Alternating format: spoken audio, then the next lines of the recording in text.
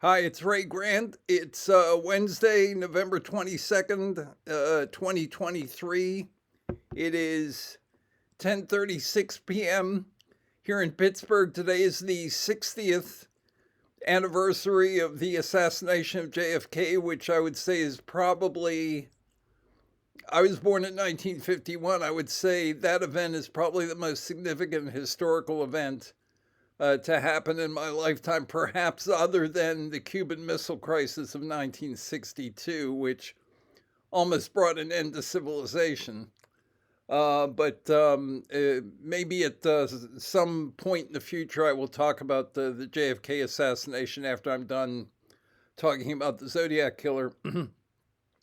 I wanted to very quickly mention a couple of side issues.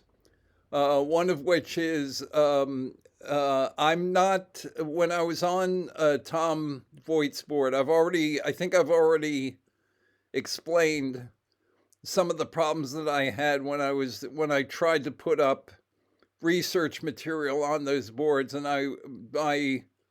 my OPs kept getting hijacked by intentionally hijacked and turned into shitstorms by a handful of posters over there who were dead set on stopping me from presenting my theory of the case. And I told Tom that there was no point in my posting there, and Tom suggested that I post on my own book sections where he could give me moderator powers. The problem was, and I think I've explained this already, is that although I had the ability to delete posts, and topics for that matter, I didn't have the ability to ban or block people. So deleting things it didn't stop people in their tracks. It just kind of slowed them down a little bit, but then they just go on, posting on my sections of the board, which they had never done before. I had moderator powers there. And it's 1/400th of the board. Okay. So and then they would go if I deleted them, if they got tired of that, they would go on the other parts of the board and post things like, Ray Grant is violating my constitutional rights and so forth.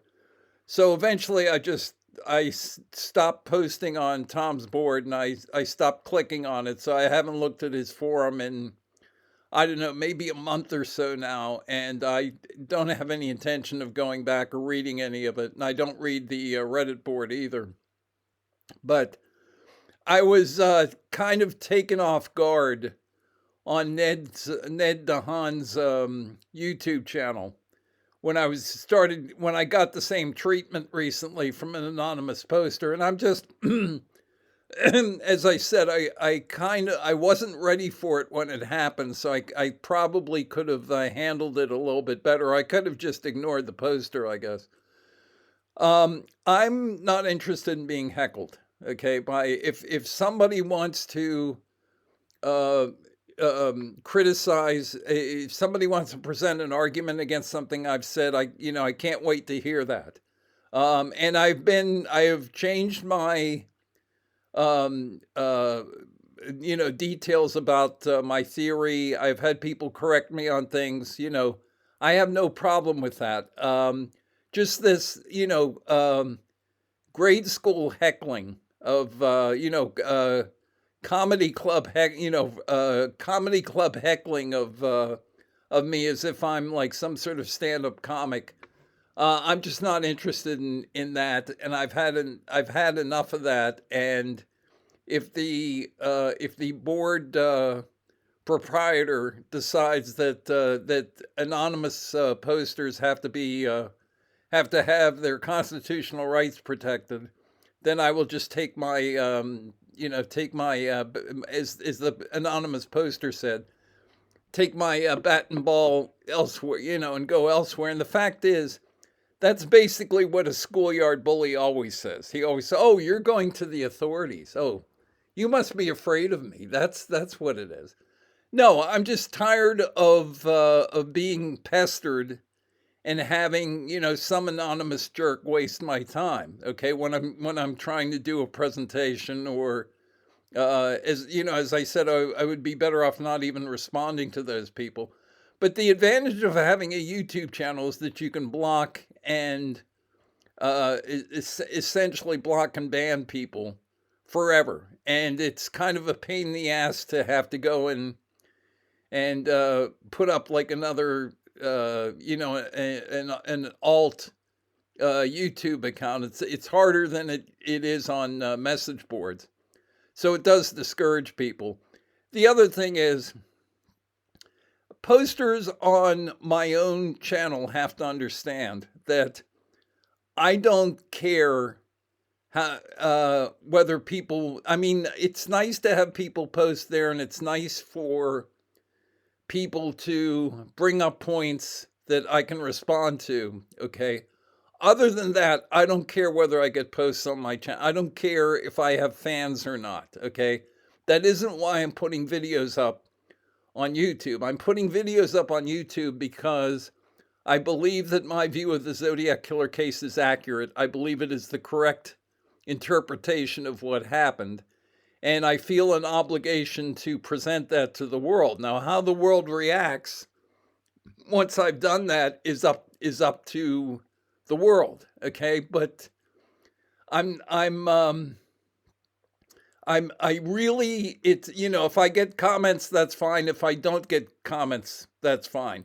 I just paid, and I've talked about this already, I've paid £200 to Steve Beaumont of the Zodiac Killer channel so that he would upload 2 videos that Ned DeHaan had done with him a couple of years ago. One we've already seen, which is the Druser video, and I think the other one is an interview that Richard Grinnell did with Ned DeHaan, which I was interested in seeing, because I think most people who follow the case would, Ned DeHaan is a new star on the horizon, and most people would like to know more about him. How did he get into the case, and what does he do? Was he a night watchman at one point, and so forth, okay? So I paid the equivalent of, since it was £200, that's $259 for them to upload those 2 videos. So far, Steve has uploaded one of those videos. Now, just to give you an idea, it took me more than 2 weeks to have my Lake Herman Road video, which has been my most popular video so far, get to 1,000 views.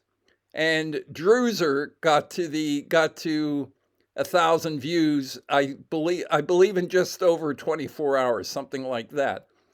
So I'm aware of the fact that I don't necessarily have much of an audience online, and certainly not in the Zodiac Killer online community. But again, that isn't why I upload videos. I upload videos to present my view of the case, which I think is the accurate view of the case, and I've given reasons for everything that I believe. I've tried to do that. That's the whole idea of the walkthrough, is that I am telling you what I believe and why I believe it. And I cite examples, and I show you places that you can go, like, I was talking about page 33 of the Vallejo PD police report last night. You can go and look at page 33 for yourself, okay? So that's why I do it.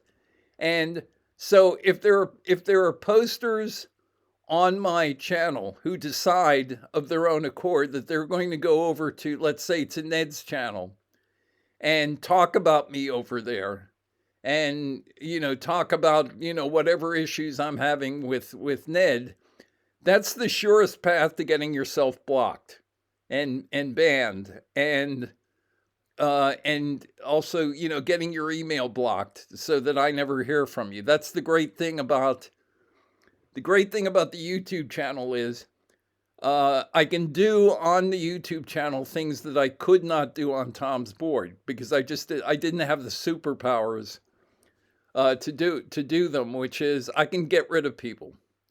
And again, if people have legitimate points to make, and people have Richard Grinnell, I've cited this example in any number of times, changed my view of what happened on Jackson Street that night. Okay, so that can be done, and I am open to that as long as they're talking about the Zodiac killer case. If you're just going to go on message board or YouTube channel and say Ray Grant is crazy and he's crazy and that's all there is to it, and he keeps coming up with crazy ideas and accusing me of crimes like plagiarizing times 17. The Zodiac killer case presents a unique situation, which is that one of the 4 killers involved in the case put out a book that is essentially it's what is essentially a clue book to solving the case. So there's no way that you could have any hope of solving. No one could have. I don't think there's anyone who is smart enough to have been able to look at what the Zodiacs were doing originally without knowing that they were doing conceptual art and doing math instead of serial killings.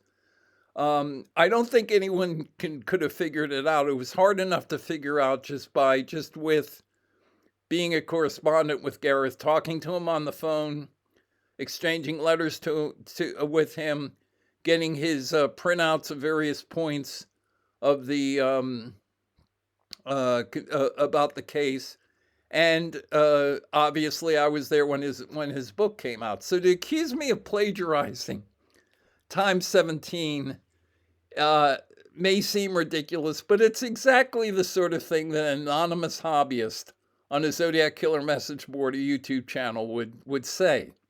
It's hobbyist logic, okay? And as I said, if you go on Zodiac Killer message boards or you go on YouTube channels, you are in bizarro world already. Okay, so it makes, and the other thing is, if nobody is paying attention to what I'm doing and no one takes me seriously, why would you feel the need to address me? Why would you waste your own time by addressing me on a message board or talking about me? All you would be doing then would be calling attention to me, correct? I mean, I don't get it. I switched to chocolate milk, by the way, if you're curious. The other hey, I can do ads, couldn't I? Turner's chocolate milk, this is what Ray Grant drinks. Since Ned's doing ads and Steve Beaumont was doing ads on the Zodiac Killer channel, maybe I ought to start doing that. I don't think I get enough views to interest any sponsors, but the other thing is, what's his name?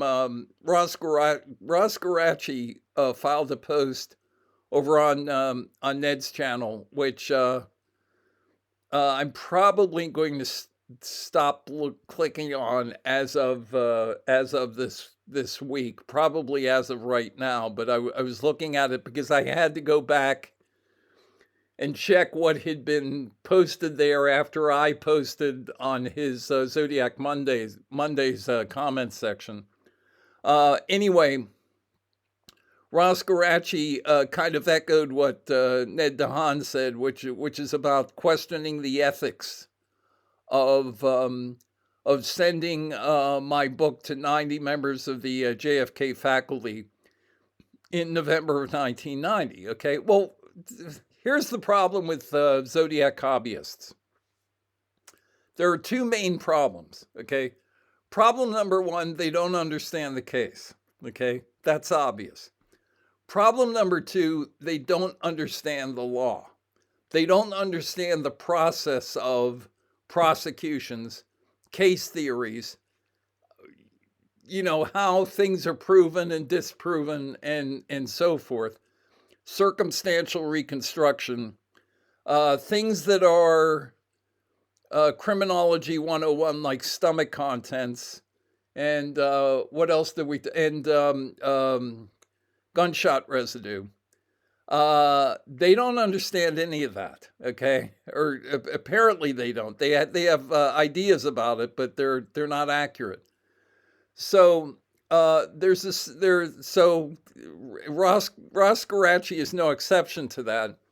And there's a saying in the law, which is that there's no right without a remedy. In other words, you don't go into a court of law just to prove that you're right. If I sue somebody, although obviously it has been done in figurative terms. I think Oscar Wilde sued a publisher or something for the equivalent of $1 or something because he was doing the suit just to make the point. But generally speaking, if you watch the movie A Civil Action, it's about that idea. Okay, it's about the idea that you go to court to punish the offending party, and the way you punish the offending party is by getting his money. Costing him money. Okay, and so if you're suing somebody, then the court is essentially asking you, okay, you're saying A, B, and C, or X, Y, and Z. What do you want us to do about it? Okay. And you come back and say, well, I want $50 million. Okay. Or if it's a criminal case, the prosecutor comes into court and says, the defendant committed a murder. We will prove that. And after the process of providing a case theory and convincing the jury that their scenario, and it's not fictional. Okay, Richard Grinnell thinks if you create a case theory, you're writing fiction. No, it is a scenario that matches the evidence. That's what the idea of it. That's what the idea is. If you go into a court of law, it doesn't matter how forensic your evidence is. I've talked about. I don't think I talked about in this series about John Sipos in Pennsylvania, the eastern part of the state. He murdered Mary Scott in San Diego in 1969. This is the reason we know that there's no such thing as Zodiac DNA, because the police in San Diego weren't interested in solving the cold case of Mary Scott. But her daughters went to the police and said, you now have this tool called genetic genealogy. We would like you to try to trace the DNA left at our mother. Our mother was raped and murdered, and her jaw was broken on a push-in at her apartment. The killer pushed her door in when she answered it and broke her jaw and raped her and then murdered her in 1969. So they said, you have DNA from the crime scene. We would like you to attempt to trace that back to whoever it was. And they were actually able to do that. They were able to find John Sipos in Pennsylvania, a 76-year-old man by the time they traced him. And he had been a hospital administrator. He was in the Navy in San Diego back in 1969 when he committed the murder. And they did the same thing with him that they did with the Golden State Killer, which is they waited till he put his garbage out. And then they went through the garbage, and there was a bloody bandage in the garbage. And it had the same DNA as was left at the crime scene. So they arrested him. And he's in jail now. Okay, but this is a relatively obscure cold case. It was an individual murder. And yet, in a matter of, John Sipos was arrested, I believe, in October of 2020. And he was convicted in, I believe, April of, I want to say it was 2022, but maybe it was 2021. I'm not sure. I think it was 2022, though. But anyway, it's a relative. It's nowhere near the level of impact that solving the Zodiac case would have, and yet they moved on it, and they were able to make the DNA connection, and they got a conviction, and the guy's in jail. So if they had Zodiac DNA, if they had a workable profile for the Zodiac killer, for any of the crimes or the letters or what have you, there would either have been some sort of criminal. There would have been some sort of court action by this time, or the police might have made an announcement to the effect that the DNA wasn't traceable for whatever reason, because of an adoption in the hereditary line or what have you. Okay, so anyway, the point to be made is that when you go to court, or a prosecutor goes to court, or you have a suit, if Michael O'Hare were to sue me for sending my books to the JFK school, then the court would say, okay, what do you want us to do? And I am, in my case, if I were sued, it would not be a paper decision. Obviously, I can afford to pay for Drewzer's video. I can afford to support Ned DeHaan and Tom Voigt's websites. You know, I have an investment portfolio. So I had similar things back in November of 1990. I was working for the U.S. Postal Service. So a suit aimed at me would not have been a paper decision. Okay, so I was vulnerable to legal action. Okay, and at the very least, Michael O'Hare could have gotten a cease and desist order filed against me, but he didn't do that. And as I pointed out, his it wasn't just a matter of his being inconvenienced by having to move from Harvard to Cal Berkeley. Forget about his career. He made for no apparent reason, he made a lateral move from the JFK school to the Goldman School at Cal Berkeley. And I don't think I made this point sufficiently enough when I originally talked about this. The JFK school had 90 faculty members. Now, people will come back and say, well, the Goldman School is ranked number one. Yeah, in 2023, U.S. News and World Report ranked the Goldman, or whenever, 2022, ranked the Goldman School number one among public policy schools. But that wasn't true in 19. And I still think the JFK school is number one, regardless of what U.S. News and World Report says. But in 1990, the JFK school had 90 faculty members, and the Goldman School had 16. Okay, the Goldman School was a dinky little public policy outfit when Michael O'Hare moved there. Now, maybe you're going to come back and say, well, you know, he was trying to blaze a trail for himself. Whatever.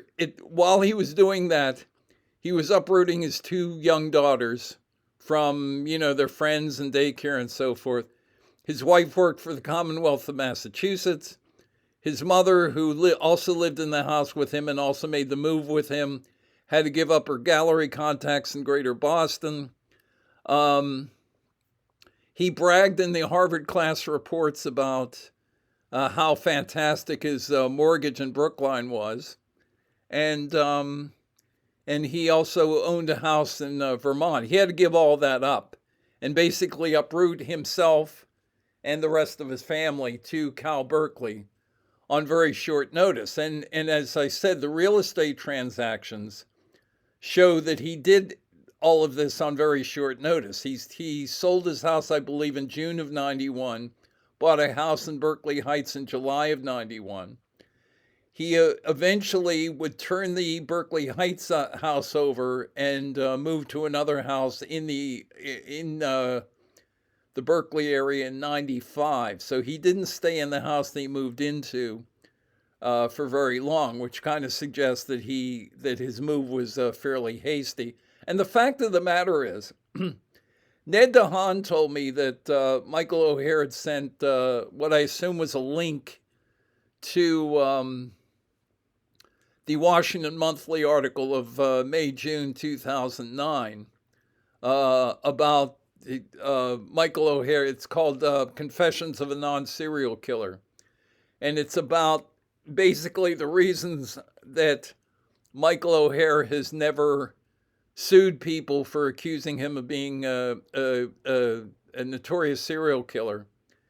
And because he basically says that it wasn't worth it. Well, he doesn't even mention my accusation, which had to have been the single most dramatic thing that ever happened to him, as far as his his being a Zodiac killer suspect.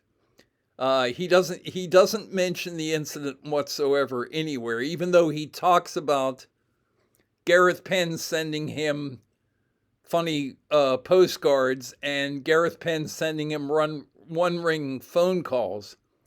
You would think that the event that turned his life upside down would have been mentioned in the article. He never says anything about why he suddenly went to Cal Berkeley in 1991. And again, in the Harvard class reports, for the 25th anniversary of the class of '64 in 1989, he says that his job at the JFK school was the best of all possible worlds. Okay, so he appears to have left Harvard against his own will. Okay, he left basically because he had to. So, and that was the purpose of my accusing him. Okay, and again, there is no right without a remedy. Okay, I don't expect Ross Garacci to be familiar with that type of concept. Okay, but Michael O'Hare was free to act against me, to act publicly to defend himself at Harvard, and he chose not to do that. And I would put it to you that his actions are those of a guilty man. Okay, whether, look at it this way, whether Michael O'Hare is actually guilty of being involved in the Zodiac murders or not, his actions can be interpreted as running away from a charge that, if he defends himself, will result in further discovery against him. Okay, and not only further discovery, but further publicity against him. And if he suddenly becomes a major suspect in the Zodiac case, then I can suggest other things to police and to investigative journalists, ways of further, seeking seeking incriminating evidence against him. So he doesn't want to invite that. So, as I said, he chose not to. I'm sure Harvard gave him some sort of ultimatum, either do something about this or we won't renew your contract. And that's the action that he took. He decided to uproot himself and move to the opposite end of the country. So this whole notion that what I did was unethical is ludicrous. There's most of the accusations of child molestation that are brought to court are done within the confines of divorce proceedings and child custody suits. And they're usually brought by wives against their husbands or soon-to-be ex-husbands. Okay. Now, we have to assume one of two things. Either there's an awful lot of parental perversion going on out there, or the lawyers for the wives, or mostly it's the wives, their divorce lawyers are using this as a tactic to put pressure on the men, who in most cases would be the breadwinners, would have control of the money, to put them in an unsavory position in the divorce proceedings and force them to settle, or give more money to theirs, agree to give more money to the spouses. Okay, so that seems to me, accusing somebody of not just child molestation, but molesting your own kids within the confines of a divorce proceeding, seems awfully unethical to me. But it doesn't really matter, because you take those things to court, and then a remedy is sought, and adjudication is made. So I don't see that. I don't see that. Even if I thought that my accusing Michael O'Hare was unethical, I don't see that, whether it's unethical or not, it really doesn't matter. He has a remedy if he wants to oppose what I did. Okay, and again, I believe that what I'm saying is true. I hope I've gotten that across. I hope, if you've been watching these videos and you've seen the examples, and I will have further examples, not just in this video, but in the future, that what I say is true. And I believe I will be happy to be polygraphed to the effect that what I'm saying is what I actually believe. Okay, and the best way to prosecute and investigate, pursue the matter against the person who I believe was the trigger man in the Zodiac case, is to make my accusations public. And there are any number of examples in criminology. You can watch Forensic Files or I don't know about Dateline NBC, but there are any number of cold cases, any number of famous historical murders, where the case depended upon the perpetrator becoming exposed, being exposed to discovery. And perfect example of that is Ted Kaczynski. Okay, now somebody like Ross Garachi, or somebody, maybe even Ned DeHaan, or somebody's posting on a Zodiac Killer message board, is going to say, well, you're talking about a lot of things that don't have anything to do with criminology. I mean, where's the fingerprints and DNA and all this stuff? Well, guess what? That isn't how Ted Kaczynski got caught. Ted Kaczynski got caught because he sent a manifesto to the New York Times. It's not like they took his fingerprints. It's not like they had his DNA. What happened was, his brother's wife was reading the manifesto and said to his brother, you know what, this sounds like Ted. And then Ted read the Ted's brother read the manifesto and said, you may have something there. Let's go to the FBI task force. And I think, as I've said maybe in an earlier video, or said somewhere, the FBI task force wouldn't have moved on Ted Kaczynski. There were two members of the task force who wanted to execute a search warrant against Kaczynski's cabin in the woods. And the reason for that is they just said, well, the Unabomber appears to be a domestic terrorist who is obsessed with technology, ruining the environment. And this is a guy who lives in the cabin in the woods. So he seems like he'd be a pretty good suspect. But the rest of the FBI task force were outraged that the two agents would even think about accusing somebody who was a Harvard graduate. Do we know anybody else like that? And somebody who had taught at Cal Berkeley. Do we know anybody else like that? Okay. And so there's a memo that the rest of the task force put out, basically washing their hands of the search warrant. Okay.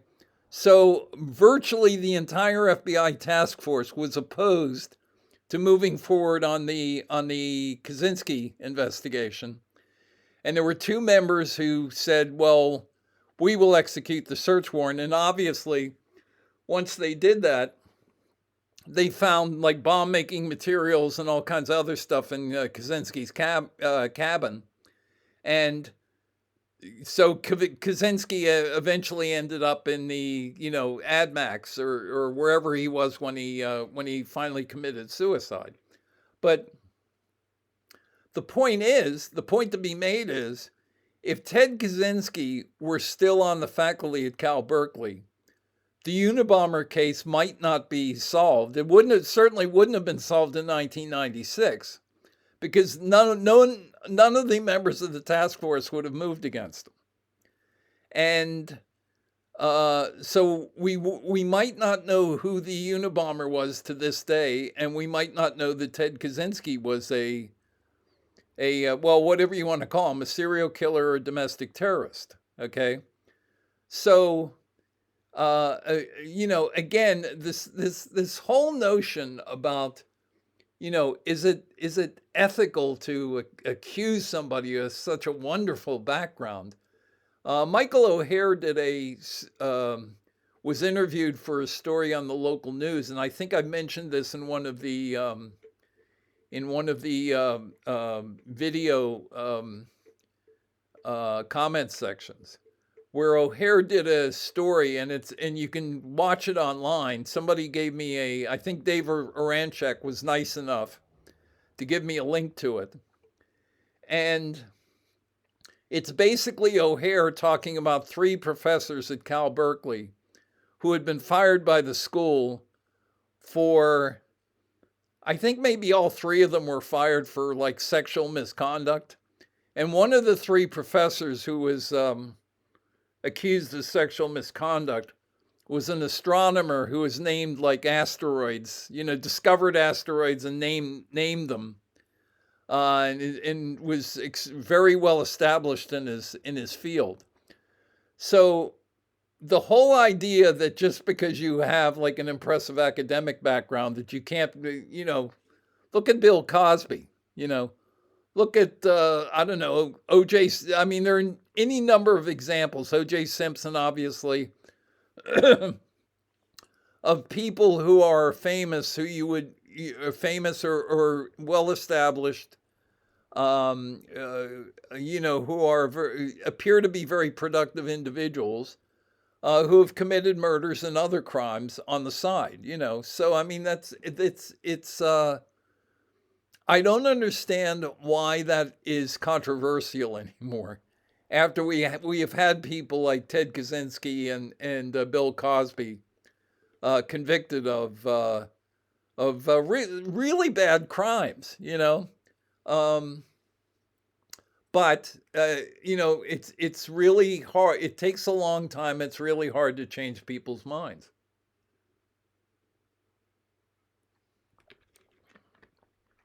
But like I said, the whole and the other thing is, a lot of these actors now who are being, Harvey Weinstein, who are being, Harvey Weinstein was eventually brought to court and convicted, and he's in jail now.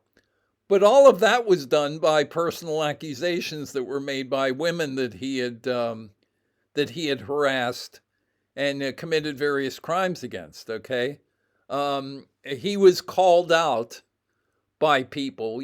How dare they do that? Okay, but that's one of the ways that it's done. And what I did with Michael O'Hare was what I thought was appropriate at the time. And again, he had if he were an innocent person, he would have multiple remedies against what I did to him, and he didn't take any of them. Okay, so I went on a little bit further on that topic than I expected to, but I wanted to talk about um, yeah, I mean, I don't. What's fun? Ross Garacci got mad at me because I originally put in the comments section of his video, which mentioned me, where he and Richard Grinnell and I think Druser were talking about me for 10 minutes. And the only reason I knew that was that one of the posters on Tom's board mentioned it. And so I just followed a link and I'm watching it. And then I said about Ross Garacci that he wasn't a serious researcher because he referred to Robert Connolly and Frank Gasser as squirrel hunters. And then I thought, after about 5 minutes or so, I thought twice about that and I edited out of my comment. But apparently Ross Garacci saw it before I edited it out, and he's been calling me names ever since. So, but I don't. I don't think I'll be reading any more of his posts. And as I said, I don't have any plans to go over to Ned's channel anymore. So anyway, and I have blocked the emails of the various parties involved. So not Ross, because Ross and I weren't communicating before. Anyway, before I go on, I wanted to mention a couple of things. Not mistakes exactly, but things that I wasn't completely clear about in the previous video. I was talking about how many times the phrase "please rush to editor" appears. This is the Zodiac speaking, appears 11 times. "Please rush to editor" appears 14 times. Okay, and it appears 12 times on the front of the envelope and the back of the envelope on the 3 cover letters for Z408. And then again, we don't know, we don't have access to the next letter, which was the August 1969, this is the Zodiac speaking debut letter. So we don't know what's on that envelope. But the next 3 letters, October 13th, November 8th, and November 9th, all had "please rush to editor" on the front of the envelope and on the back of the envelope. So that's 12 instances. The additional 2 instances, which I remembered but I didn't want to say them out loud, were the LA Times letter of March 13th, 1971. That phrase appears once on that envelope, and on the Exorcist letter of January 29th, 1974. And I'm assuming, also once, and I'm assuming that the reason for those 2 instances of that phrase is to basically provide a bridge from the 1971 letters to 1974, and essentially to say the Exorcist letter is a Zodiac letter. So the last letter, although the Sierra Club card came after the LA Times letter, but the last letter with an envelope that they mailed in the Bay Area during the initial Zodiac period was March 13th, 1971. That had a "please rush to editor" on it, and the Exorcist letter had one. Okay. What else do I need to mention? Oh, okay. Yesterday, I pointed out, and I'll use the big board for this, that Z408 begins with "I like killing people." And I pointed out that killing people is 7469, which is one of the reasons, it's their motivation for at least attempting to kill Darlene Ferrin on July 4th, 1969, although they were not quite able to pull that off. And what I said was me write this here.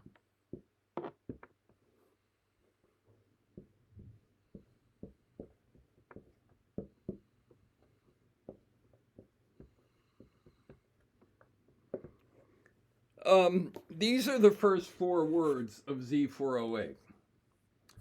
I like killing people. I've already said that killing is 74 and people is 69.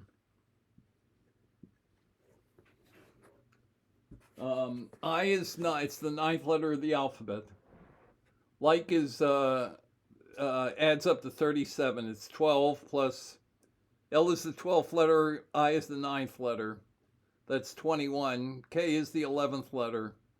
That's 32. And E is the 5th letter, so that's 37. So you have, what do I have there? I don't have a 9.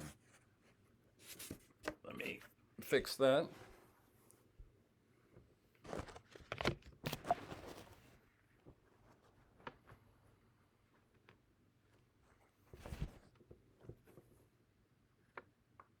Okay. So these are the numbers, okay? Just like, this is real basic. You know, this is about as basic as it gets. Okay, I mean, I realize I had a critic in Jeff on Butterfield's board back in 2010 and said I was like manipulating and I'm adding and subtracting and so forth. This is pretty basic. It's 9, 37, 7, 4, 6, 9. Okay, so what leads into, before you get to 7, 4, 6, 9, you have I, you have the Zodiac killer, you have 37, which is, before you get this killing people, you have the orchestration of 37 attacks of 20 by guns, 17 by stab wounds. So you have that. So this is a kind of sequence here. But what is probably a little bit more significant than that, I don't think it's a coincidence that the second word that he has after I in the Z48 solution is a word that adds up to 37 and precedes killing people. Okay, because they had to figure out how many shots they were going to fire and how many stab wounds they were going to inflict. But what I forgot to point out is this, which is that 9 plus 37 is 46. And so what precedes killing people is 223. Okay, and again, I don't think that's, you have 5 letters adding up to 46, which is 2 times 23. And then you have killing people. It's kind of an echo of the death poem in Riverside, where basically the first 4 lines, cut clean, if read clean, refer to as dividing his life in half. So it's a similar sort of a configuration here of the lead off to Z408. And we're going to see something similar when we get to the end of Z408, which is what I'm about to talk about, which is the final 18 letters. So do I need to erase this? Maybe not. Let me see what else. Ordinarily, I don't do any notating before I do these talks, but tonight I did a couple of, I wrote down a couple of things before I started. So this background is a little bit more dramatic now than I had. I just changed. Is that, nah. What? Oh, okay. I'm trying to figure out what was going on there. Okay. I talked about the 14 letters. Oh, okay. I mean,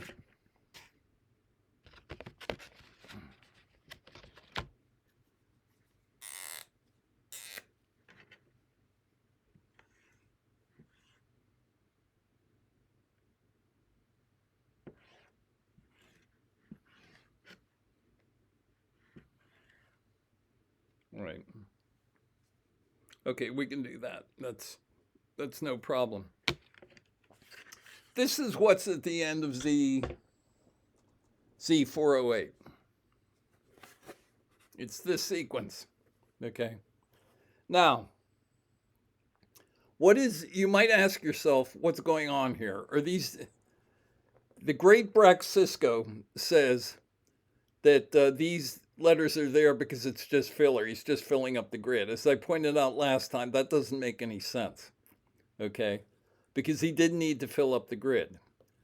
And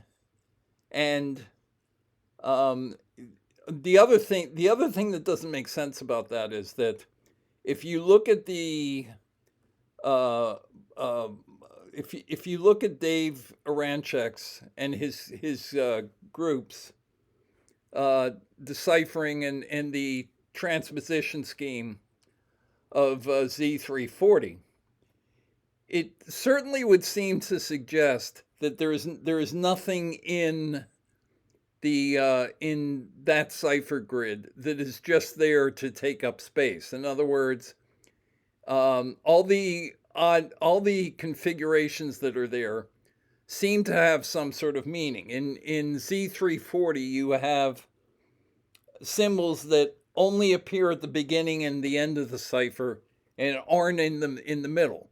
You have, and I'm blue in the face now from saying this. You have 26 examples within, as Jarl van Eyck has pointed out. You have 26 examples of the of 17 character strings. In other words, the width of the cipher grid. 17 characters where you don't have repeating characters. That happens 26 times in a relatively short cipher, a 340 character cipher. That happens 26 times. So one would tend to believe that these are not just, this is not just gibberish, that the final 18 has some sort of significant meaning. I will tell you what I think it means, and this is subject again to what Dave Aranchek has said about, if your first of all, if your interpretation of any solution is whether or not it makes sense in English, then obviously this is never going to make sense unless you do some sort of two-step solution with let me sorry about that. Unless you're doing some sort of two-step solution to get a different configuration from this. And well, obviously, Z340 has a two-step solution. How do we know that? Before you can get to deciphering, before you can get to AZ decrypt and deciphering what these symbols mean, you have to untranspose it. So Z340 is in fact an example of a two-step cipher. You have to do two operations to get to the solution, and even then you have to move letters or move symbols around a little bit, move letters around in a plain text to get something that I wouldn't go so far as to say get something that makes sense, but something that makes better sense than what you originally had, okay? And this is what I would also say about Z340. If we already have an example retroactively of a cipher that has a two-step solution, which Z340 does, then how much of a stretch is it to believe that these letters aren't filler? Sorry, Brax Cisco, he should spend more of his time just sending threatening emails than actually working on ciphertext. Um, the it it's kind of irresponsible to look at these letters and even to assume that that they don't have any meaning when as I said, the working out of Z340 suggests that they do, and that what is involved is some sort of second step. The other thing is, as Dave Aranchek has pointed out, if we're thinking of this as a separate cipher, then, and if Z32 is too short for us to ever know exactly what it means, then any solution that I suggest is going to be speculative. There's no way around that. Okay, so the only thing that I can do is tell you what I thought this said in 1990. Well, yeah, okay. Actually, in 1989, before the Terminus event was scheduled, I had already, I believe, had already decided what I think this means. Okay, there is no way that I can prove it. There is no way that anyone can prove, unless there is some new way of looking back on the original ciphertext of C408, which would point to some foolproof interpretation of this. But otherwise, if this remains a separate string of letters, then we're never going to be able to know, unless, obviously, if Michael O'Hare and Gareth Penn, Penn is no longer with us, but if Michael O'Hare and Gareth Penn tell us from beyond the grave what this means, then we will know. Okay? So, I don't think this is filler. I think this does, in fact, mean something. And I'm going to... Let me double check what I have on the... Before I go any further here. Okay, I don't need to talk about those subjects yet. So let me see where we are on time. We are at, let's see. Oh, it's okay. So it's about an hour. Yeah. All right. Well, that's not too bad. Okay. So we're talking about the last 18 letters. Okay. And what's the first thing we need to realize? Well, here's the thing. Z408 was just like Z340 in the sense that it was a cipher that consisted of 17 columns. Okay. But we have 18 letters. So what does that mean? It means that the cipher begins with this letter, which is a symbol, which is not on the last line, because it's one more than 17. So this is a symbol on the previous line. So the question is, what line is it a symbol on? Well, do we want? Okay, I can do that. I want to keep that pristine for a moment, and I will just use this here. We already looked at I like killing people. So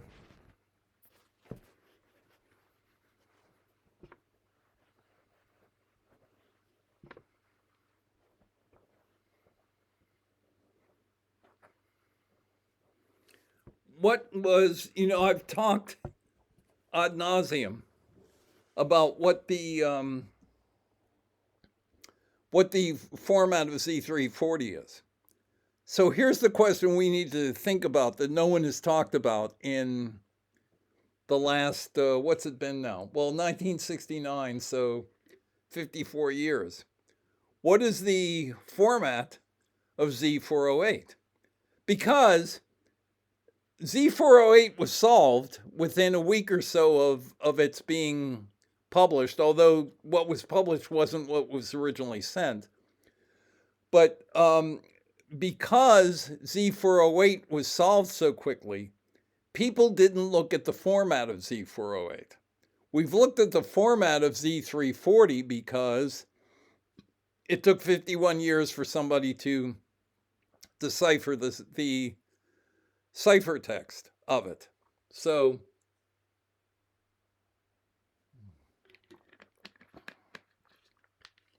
let's take a look at the Z408 format.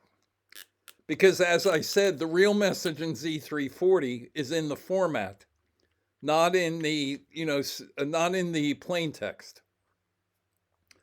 Let me reiterate.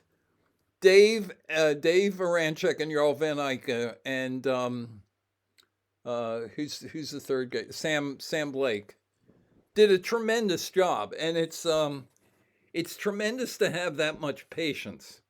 And for Dave to feed, if he actually did, even with a great program, for him to feed 650,000 permutations of that cipher grid into that program is heroic work, I think. Okay, but this is what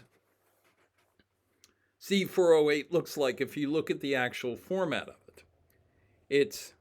You had, we'll do it this way. This is just to make the point, okay? And then I'll move on from here.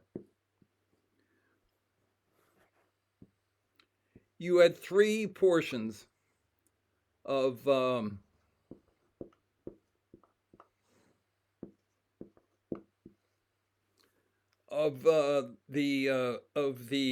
Z408 cipher, July 31st, 1969. The first portion went to the Vallejo Times-Herald. The second portion went to the San Francisco Examiner. The third portion went to the San Francisco Chronicle. And each portion was 8 rows by 17 columns. Okay? Do you follow me so far? Each portion consisted of 136 characters, and I'm going to write that out because I want to. Shit!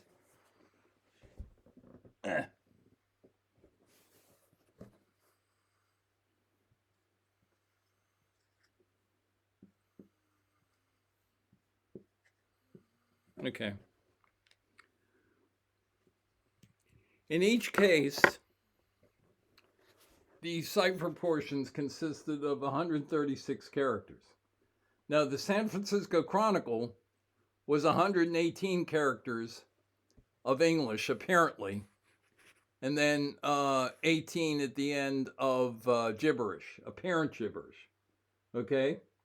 So this is what we're dealing with. And remember, I'm talking about the final 18 letters, but before we can deal with the final 18 letters, we have to look at what preceded those 18 letters. So, now we're going to change the numbers a little bit. And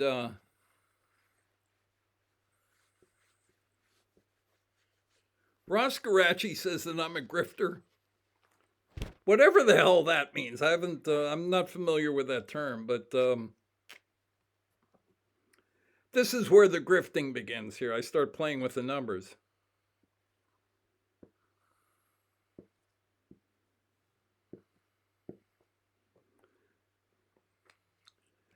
The number 8 is the same as 2 to the 3rd. Okay? So, remember I said that the Zodiacs used various forms of the expression 223. Sometimes it was 2323. Sometimes it's 2 times 23. Sometimes it's 2-23, February 23rd.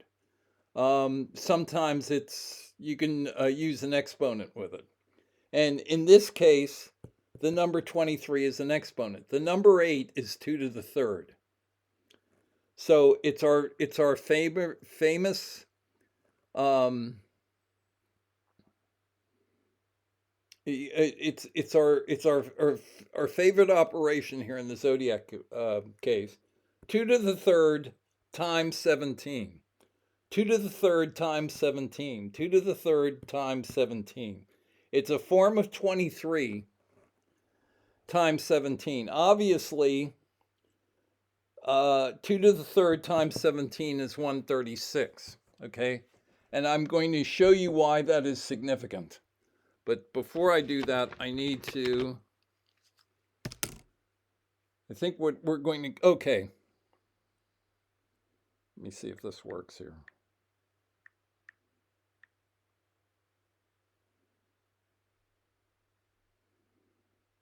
Okay. We can look at it this way. The um,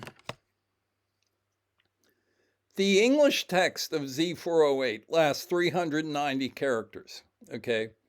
But the each portion is 2 to the third times 17. If you read 2 to the third is 23, then what you get is this. You get, it's my calculator on my phone, you get 23 times 17, which equals 391. Okay?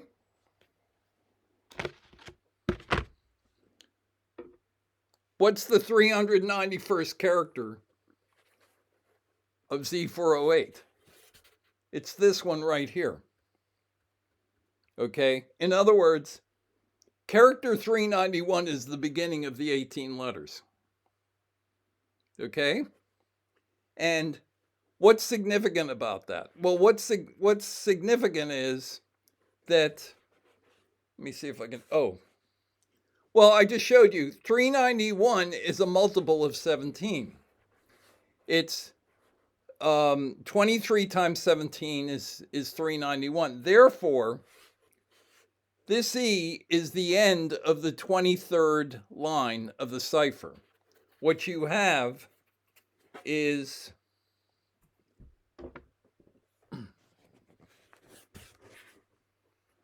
I'll just switch these back to, just to make the point. I will switch these numbers back to what they were originally. Just to underscore the point. Okay.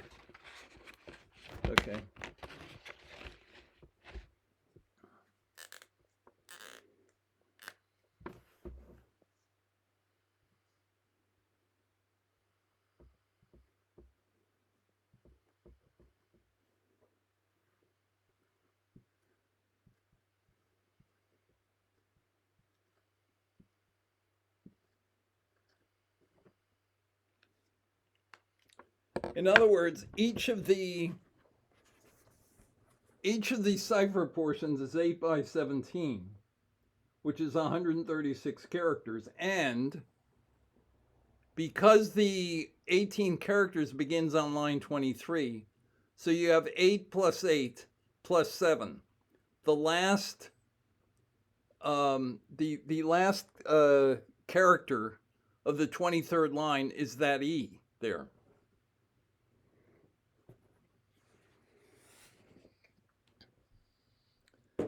So that's another reason to believe that this sequence is significant, because it begins on line 23 of Z408. Okay? In fact, it's the last character. You know, we saw in the plain text, Dave Aranchik's plain text solution to Z340, the first half of the cipher ends with life is. Okay? And as I said, that what that denotes is Michael O'Hare's 23rd birthday. So the first letter of the 18 letters is actually the last, it's the last symbol of line 23 of the cipher. Okay? So basically it's the same idea. It's life is on in Z340 is denotes half of the end of the first half of the cipher. Michael O'Hare will murder Sherry Bates when he is 23 years old. He expects to die when he is 46 years old. And the E here, which is the anticipation of the end of his life, these 18 letters basically denote the end of his life. What precedes this 17 character sequence is the last character in line 23. I don't think that's a coincidence. Okay? Now, the next thing that you have here is, let me see, you have,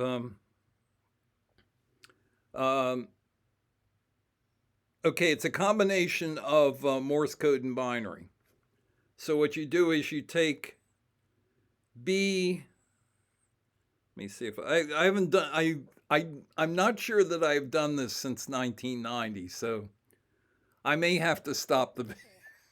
I may have to stop the video and start all over again if I don't get this right. But let's try it. Okay, this is B. This is E. This is O. Let me see what R. Okay, so the next one would be R. O1 O. O O. 1 O O O. That's R. That's I. That's E. That's T. E. M. E. T. H. H. We'll add it down here. P. I. T. I. Okay. Let me see what I got here.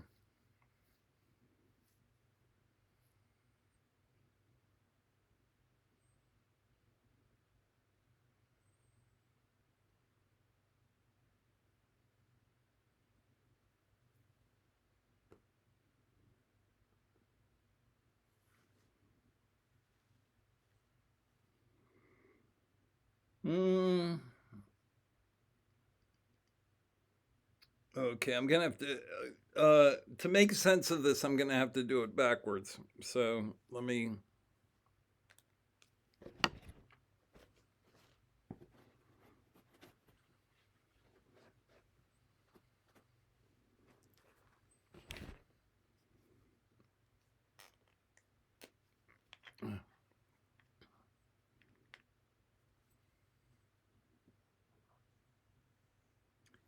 When I was originally doing this in 1990, I was 39 years old, and now I'm 72. So these your brain slows down a little bit as you get older. But let me see if I can do this. Okay, so this should be 0 0 1 0 0 0 1 1 0 0 0 0 0 0 0 0 0 1 0 1 1 0 1 0 0 0 and okay, so this is where the R is. Okay. Okay, so this is times 2. This is the R. This is the E. This is the G. This is the E. This is the E.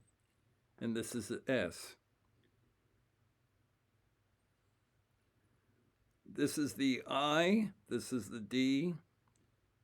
This is the N. This is the A. Oh, interesting. Okay. So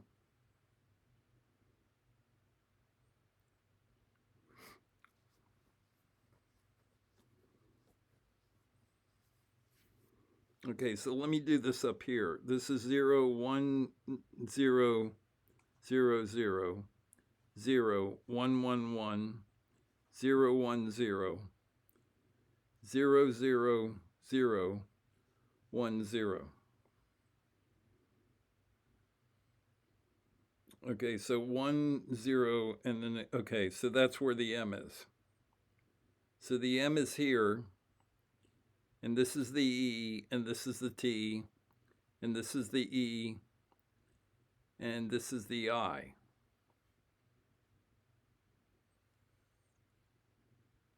I-E, this is I-E-T-E. I-E, okay, that's where it is. All right.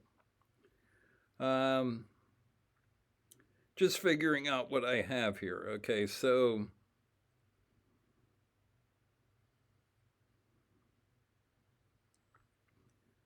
this is where the second expression comes. So I think I can erase that now. So I'm just trying to figure out where the expressions are in the sequence. So this happens after okay, E-T-E-M, okay. So it begins with the E. All right, so that's the sequence. All right.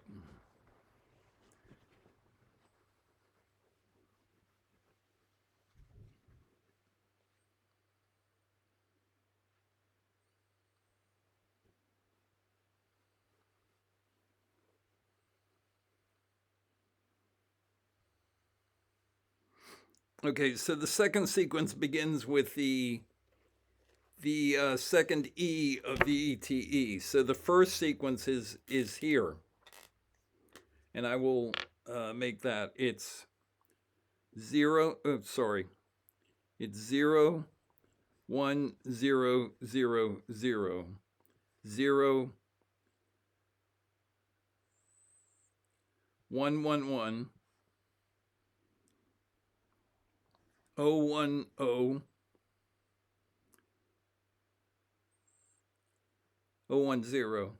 Okay, 0, that's B, E, O, R. So I goes here, E goes here, and T goes here. Okay, so this is what it is. It's this sequence right here, converted to Morse code. This is EBEORIET in digital Morse code. So it's 0 for dot and 1 for dash. So what you have here is DEA. Okay, it's this expression here.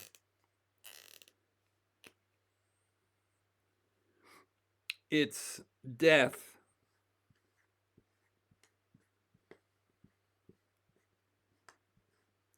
And then this sequence is 929. Okay, I just figured it out. I figured out something I figured out in 1989, and now 34 years later, I figured this out when I was 38. So now I'm 72, and it's like you're going back over your math dissertation from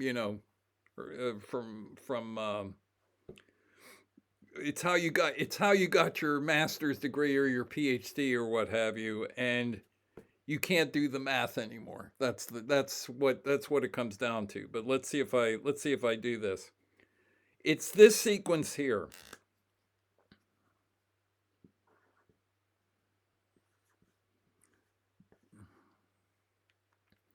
This is what it's the first part of this. Here's what it is. Isn't this exciting watching a mathematician at work? And I was actually pretty good at math in high school, but I just didn't go in that direction. But I think I would have.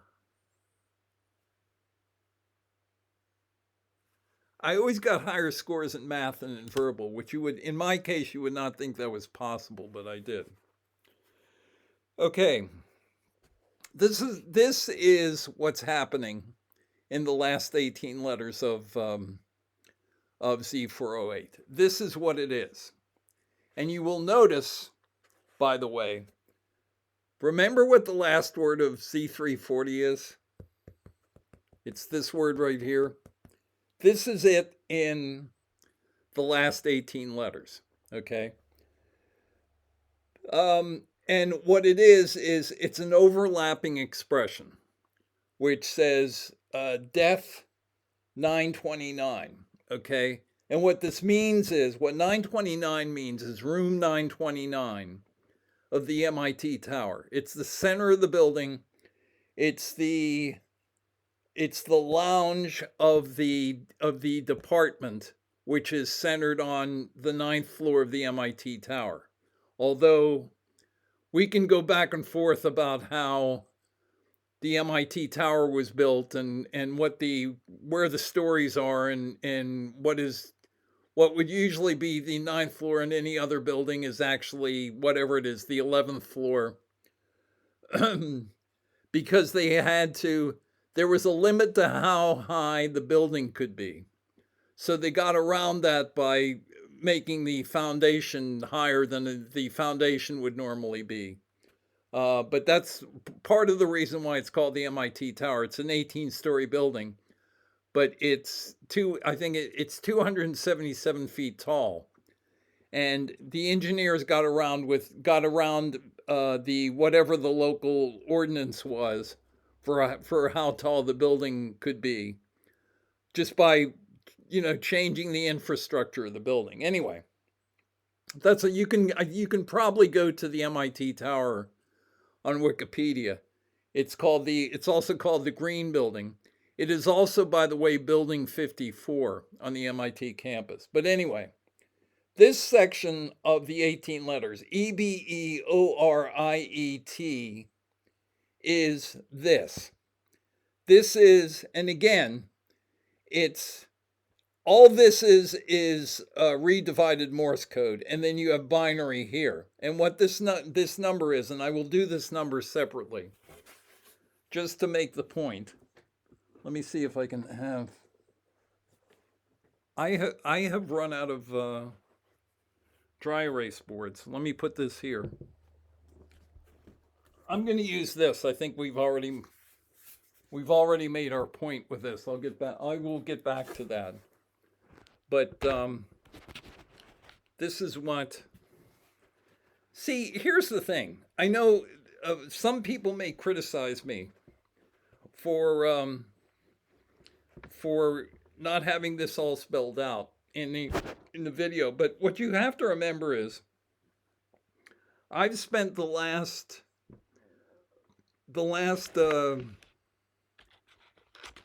how long's it been now? The end of 2010 is now the end of, so the last 13 years I've spent pretty much exclusively on the evidence in the Zodiac case. So I haven't really looked at any of the, what you might call the cryptography of the case. And I'm sure Dave Aranchek would tell me that what I'm doing isn't really cryptography, but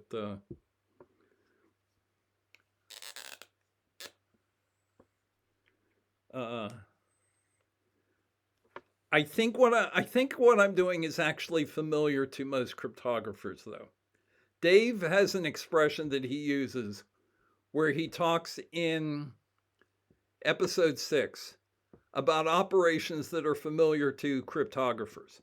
I think what I am doing here are if not specific operations, they're actions and types of solutions that are in fact familiar to cryptographers. But let's see what we have here. We have 111010. Okay, 1 1 1 0 1 0.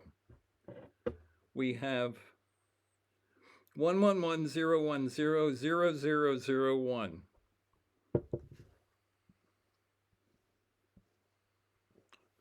Okay, so that is this sequence here. And that on here is this sequence.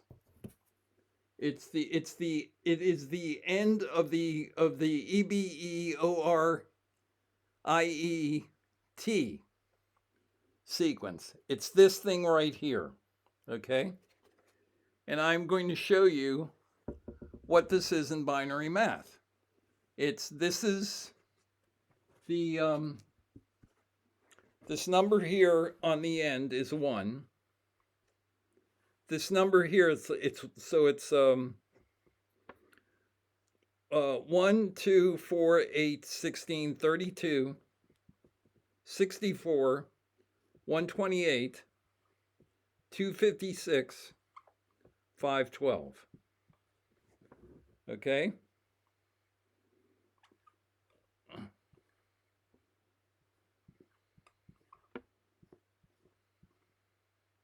Now, I'll tell you what, let's not do it that way. We'll do it this way.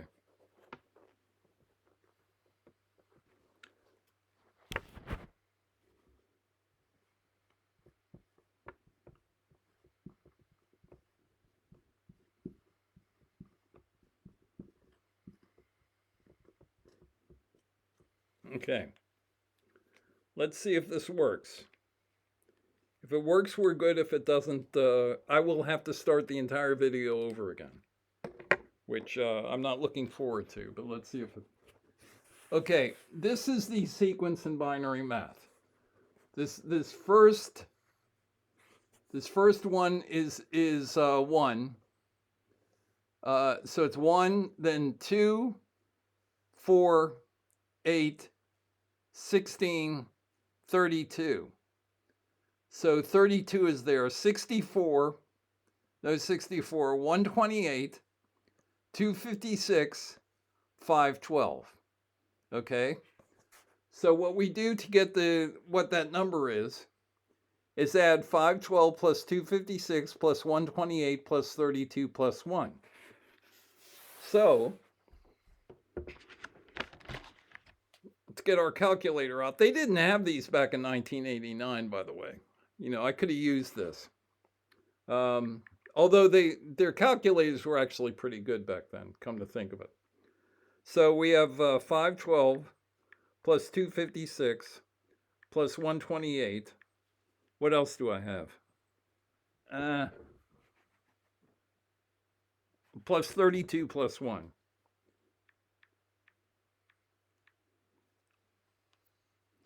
What do you get with all that? You get 929. Okay? So, what is this sequence in binary math?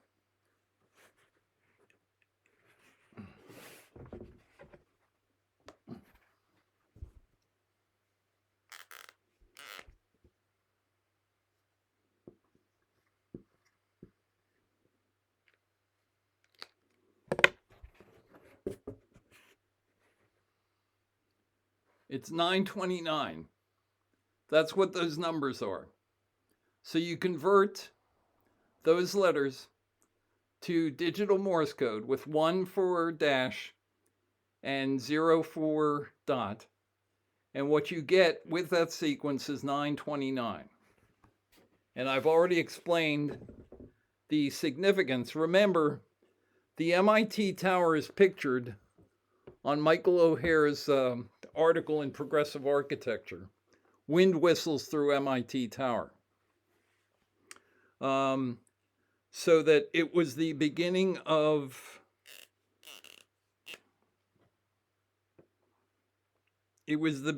his public life, in effect. An article that was published in Progressive Architecture. For decades, I assumed that Progressive Architecture was some high-end, esoteric architecture magazine. and it wasn't. When I got when I saw it on eBay and I thought, oh, because I didn't remember what I looked at when I checked it out in 1985 at the Carnegie Library. It was probably bound somewhere, so I didn't particularly notice what the magazine looked like.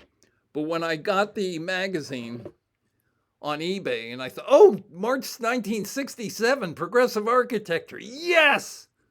And I don't think I paid a king's ransom for it. I certainly didn't pay 4 digits for it.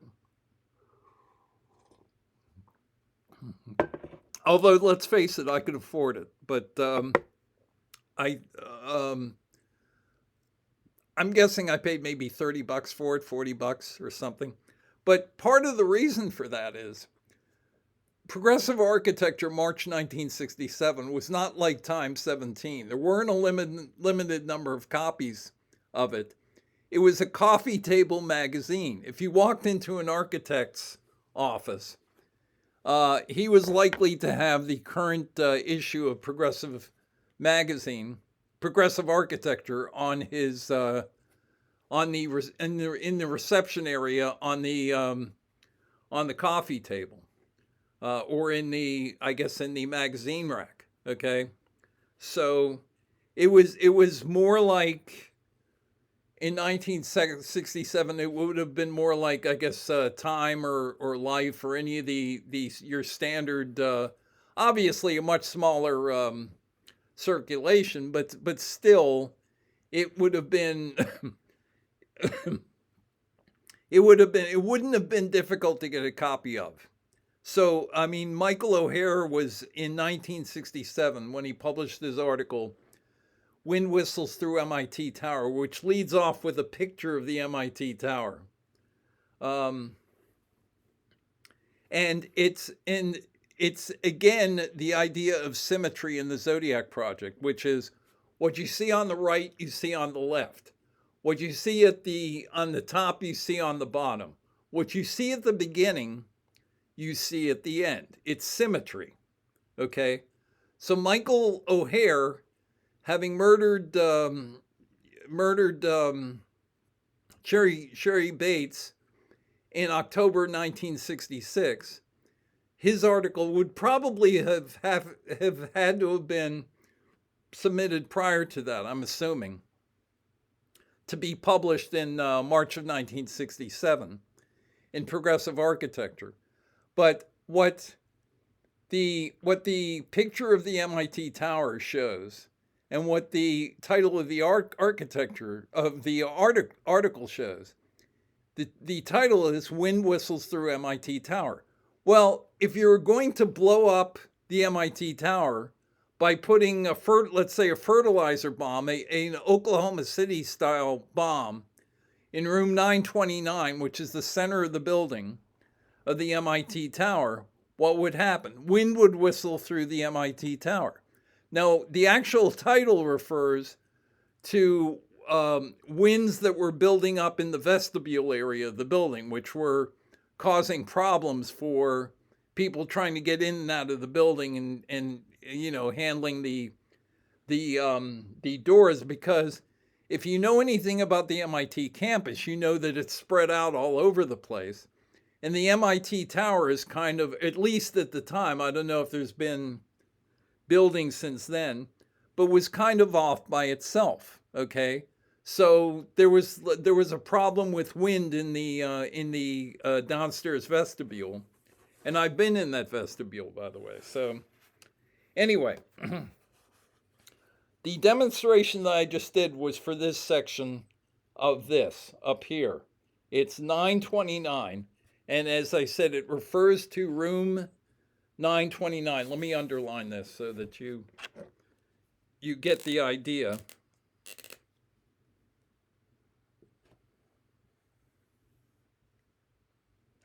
It's this section of 18. By the way, the 18 characters at the bottom of Z408 refer to the terminus event.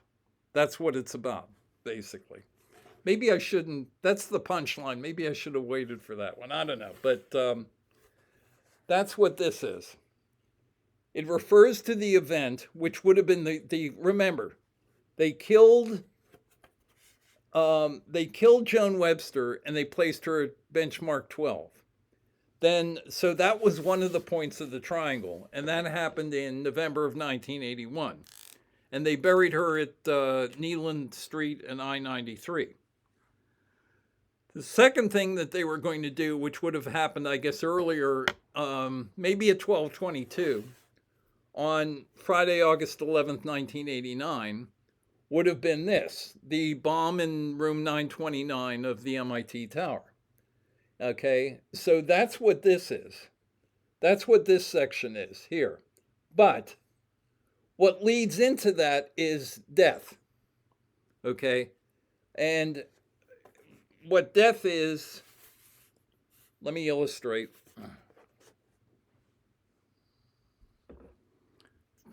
The word death in Morse code looks, okay, no, I can't do that. I have to do this. Okay. The word death in Morse code looks like this.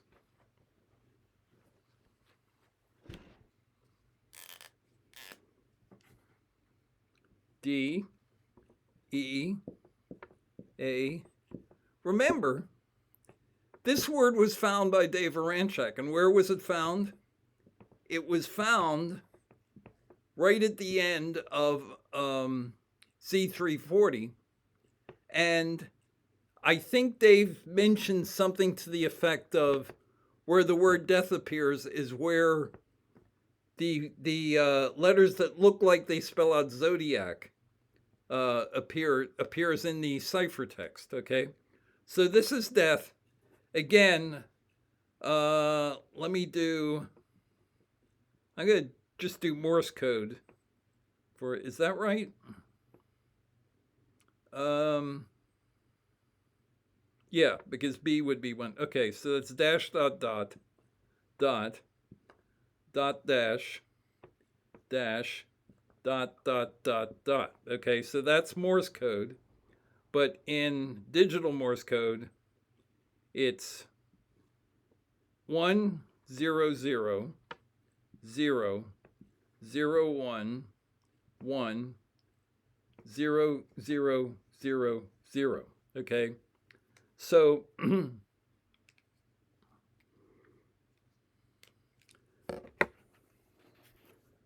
this is death in Morse code. As I said, it's dash dot dot, excuse me, dash dot dot dot dot dash dash dot dot dot dot. Okay, that's death. Okay, this is death in digital Morse code.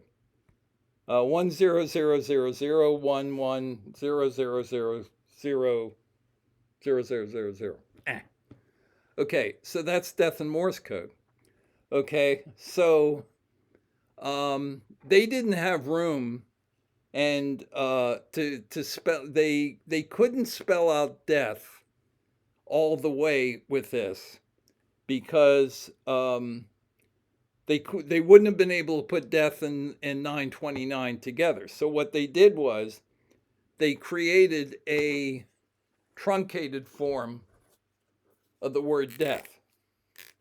And the justification for this, as given in time 17, and in some of Gareth's handouts, is that everything that follows the final one, anytime you have zeros in binary math, what they actually are two multipliers. Let me do this again because I don't think that's.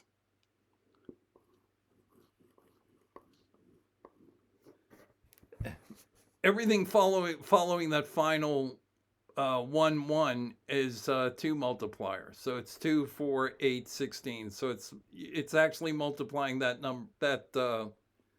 number by 16. But the expression is DEAT, and without the H following it.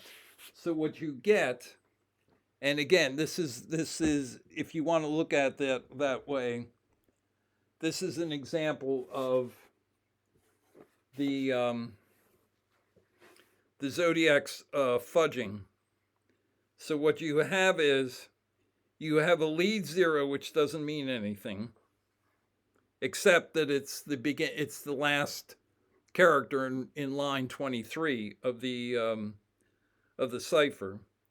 Then you have 0, 0, 0, 1, 1.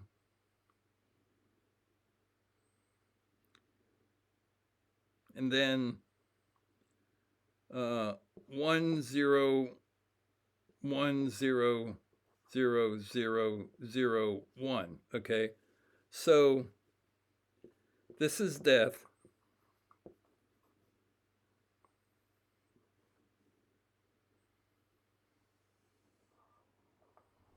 And this is 929.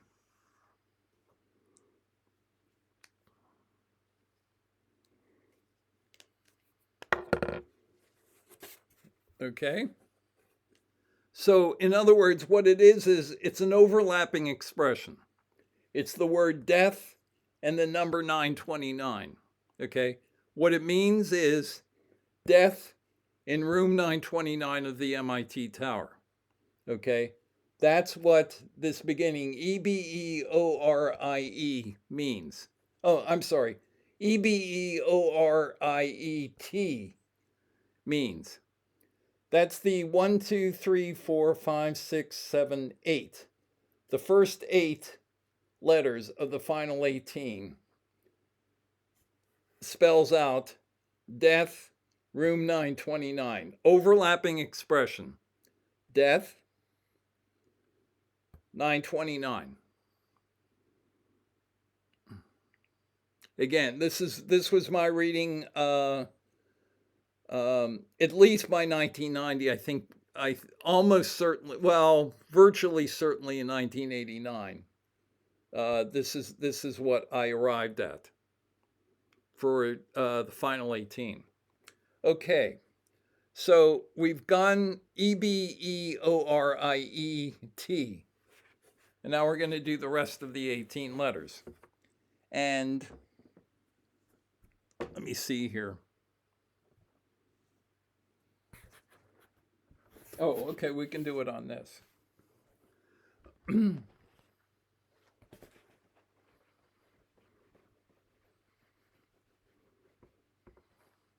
So the question is, what is the rest of what do the last 10 letters say?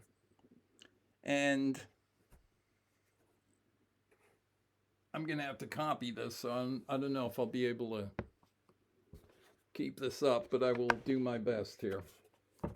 Okay, so it is, we looked at the first 8 letters of the final 18, which are EBEORIET.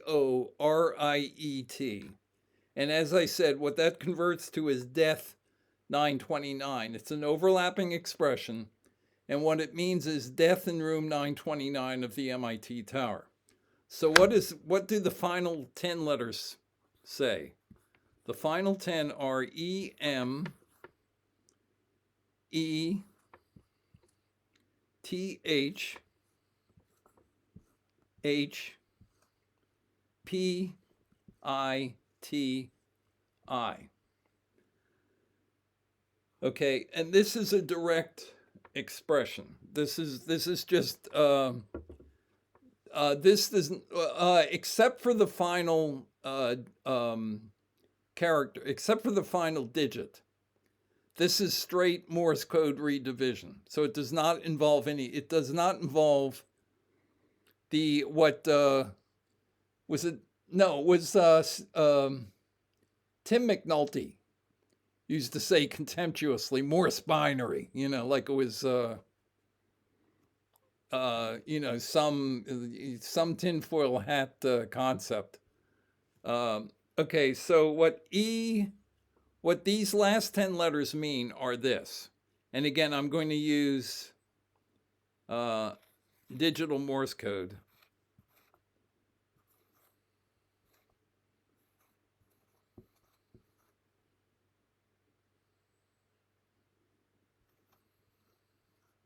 Put these together.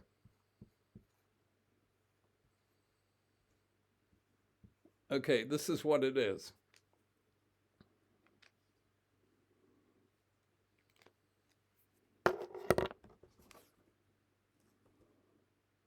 All right.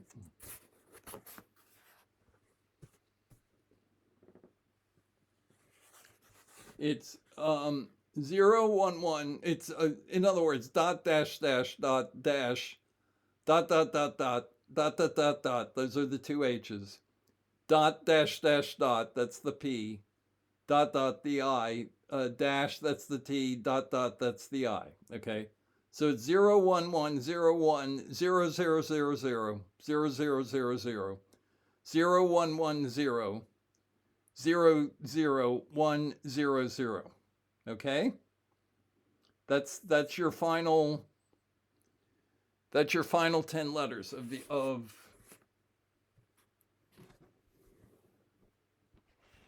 of the sequence. So what you actually get is this. You get, and I will try to fit these, see if I can fit them on the thing. I probably can't, but I'll do my best.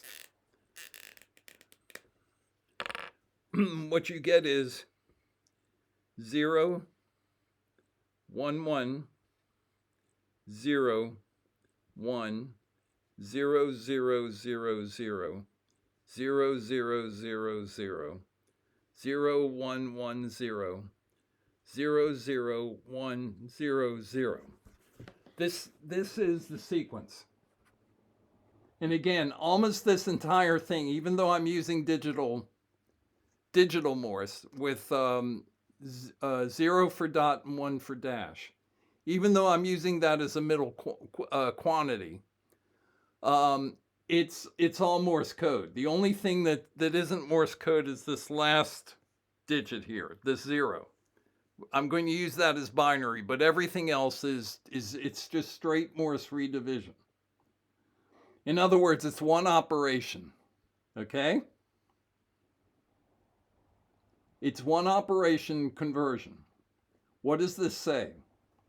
What this says is this.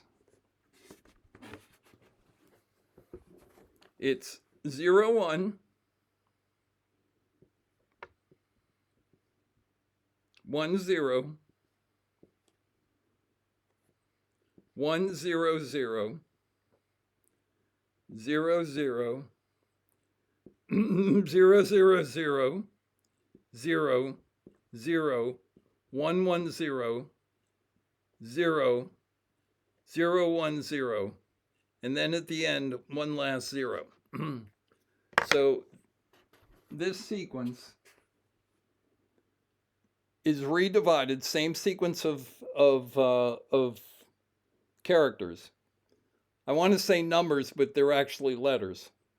They represent letters. It's this sequence, and it is redivided to this. And now I'm going to apply letters to it. So the letters are A, N, D, I, S, E, E, G, E, R, times 2. Okay, it is this expression.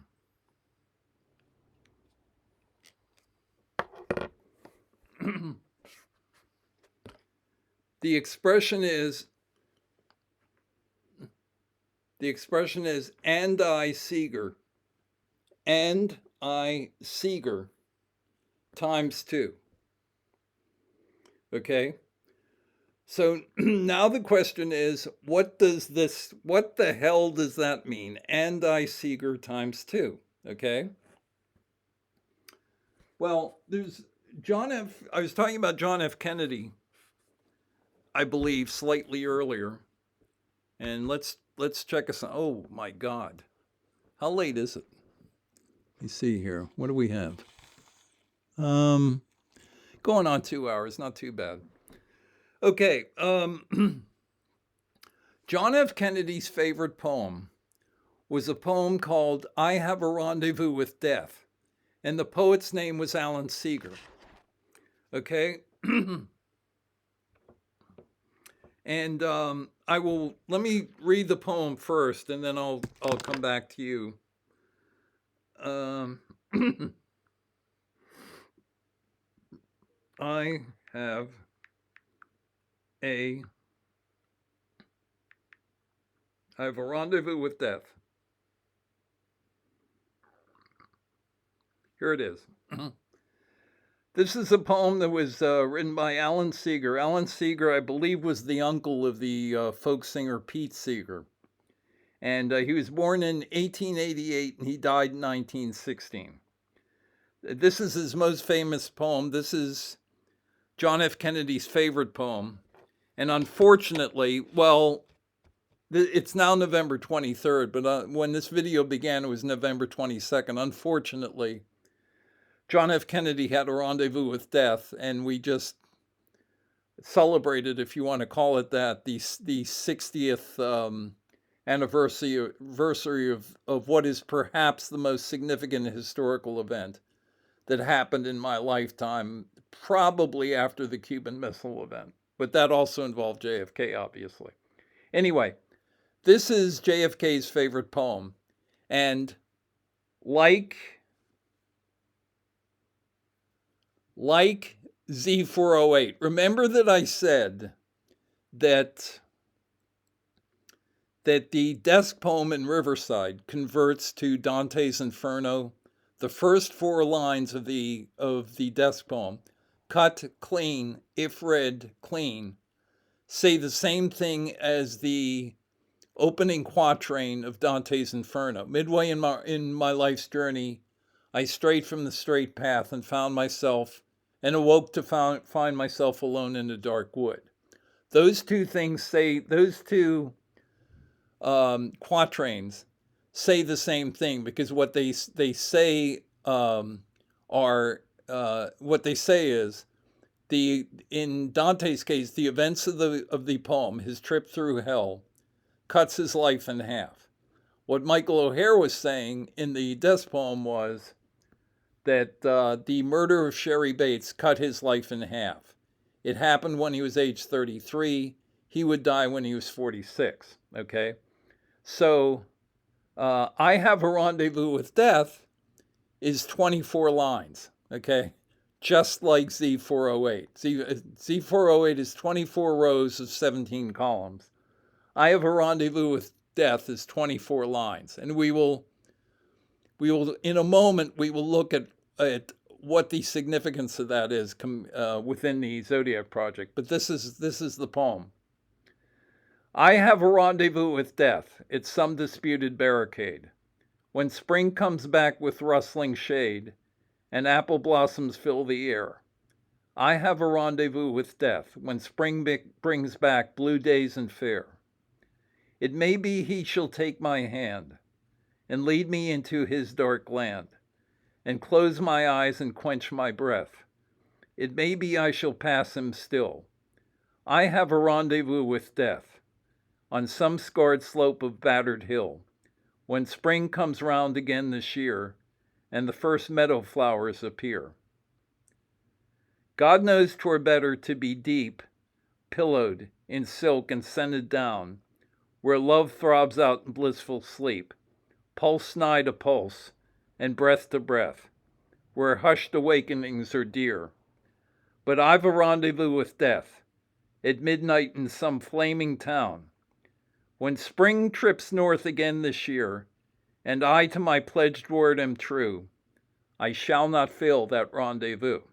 Okay, and as I said, unfortunately, that turned out to be true for JFK. Michael O'Hare and the Zodiacs intended it, at least for Michael O'Hare, to be true of him. He had a rendezvous with death in the Terminus event in 1989, and this is expressed in the final 18 letters of Z408. Okay, and let me see here. He says, I have a rendezvous with death 1, 2, 3 times. He says that 3 times. And then he says, but I've a rendezvous with death in the final section there. It's 24 lines. Let's take a quick look at Alan Seeger here. Let me see what I have. Okay. And I Seeger times 2. Okay. Okay, I just told you who Seeger is. What is the and I? And I is line 23 of the poem. It's led into by, but I've a rendezvous with death at midnight in some flaming town when spring trips north again this year. That's the 22nd line. And here comes the 23rd line of the poem. And I, to my pledged word am true, I shall not fail that rendezvous. In other words, Seeger is telling you that he perhaps intends, but expects to die, expects to have a rendezvous with death. The Zodiac killer is telling you that he expects to die. And I, to my pledged word am true, I shall not fail that rendezvous. Okay? And this is the beginning of line 23 of the poem. Okay? So essentially what he is saying at the end of it's the last 10 letters of the 18 letters at the end of the poem is this.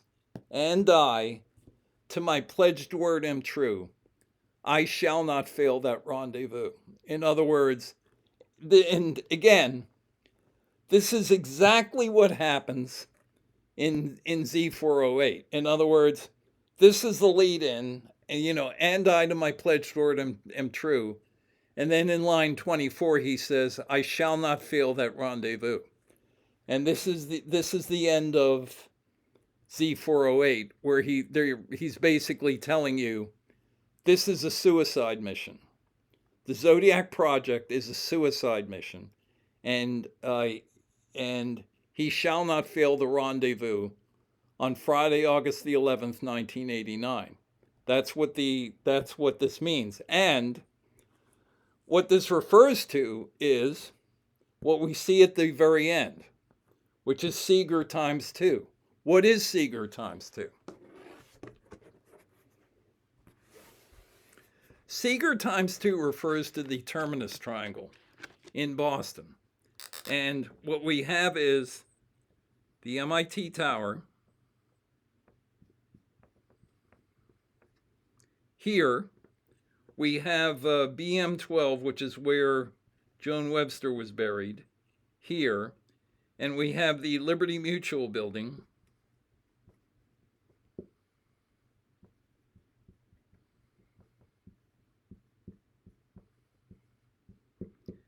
From the roof of which Michael O'Hare intended to shoot people with a .23 rifle. So this is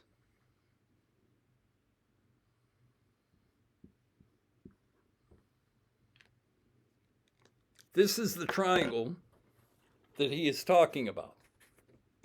Why do you, well, I'll go into that. Maybe I'll go into that later. Why you choose a triangle. It's because it's because a triangle is 180 degrees. A geometric metaphor for a secret identity is 180 degrees. Why? Because it's an about face. It's the secret identity of the Zodiac killer is the face that is pointed away from you. And you see that, for example, in the Sierra Club card. There's the punched hole card is mailed October 5th, 1970. And then when they mail the Sierra Club card, there are hole punches which are run along the edges of the card. Why? Because a straight edge is 180 degrees. And a semicircle, which is half of a punched hole, is also 180 degrees. A circle is 360 degrees. So a third thing that is 180 degrees is a triangle. So In Greater Boston, what you have for the Terminus event, Joan Webster is already buried at Neyland Street and I-93 in Chinatown. That's the 22. The MIT Tower, which is where the bomb in room 929 will go off, is at 12 degrees. So it's 12 degrees, 22 degrees. So his final stop on the triangle, after burying a body here and setting off the bomb here, the blast, he talks about a blast.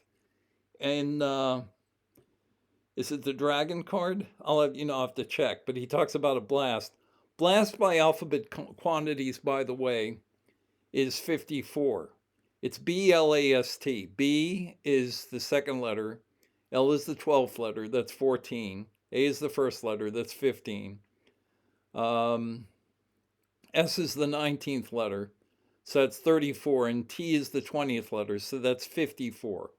Blast is 54.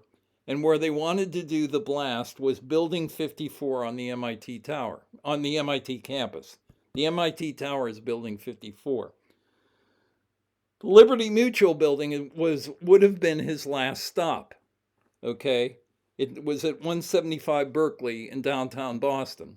And he intended to shoot people, I don't know, maybe with an AR-15, maybe with some other rifle that used .223 ammunition. Okay? And this is 12 degrees, this is 22 degrees, this is 146 degrees. So why is this Seeger times 2? You can look up Alan. Why don't I do that? Without even, I'll just, let me look up Alan Seeger on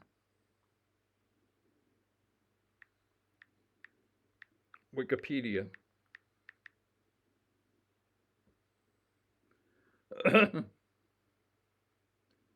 And we're going to go to Alan Seeger. Alan Seeger was born June 22nd, 1888, New York City. He died on the 4th of July of all times. Boy, I didn't realize that. He died on just like Darlene Ferrin, except she didn't. But there was a lot of killing people on July 4th that year, although it wasn't July 4th of 69. But he died in Belloy-on-Santerre, France in World War I. He was a famous poet. His early life, okay, it doesn't say it here on the, he was Alan's older brother, became a noted musicologist and the father of the American folk singers Pete Seeger, Mike Seeger, and Peggy Seeger. Seeger was born on June 22nd, 1888 in New York City. Let me see if I can get to that article. If I can, I will just... He is best known for his war poem, I Have a Rendezvous with Death, son of Charles Louis Seeger. I attended... Okay, it doesn't... Let me see if I... All right, let's see if I can look this up. If I can, I'll just give the information. Alan Seeger birthplace.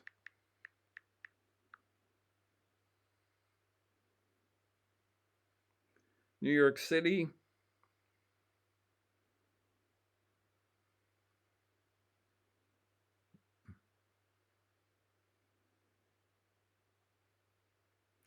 Okay, it doesn't specify. Let me see if I can get it on. I'll try one more time.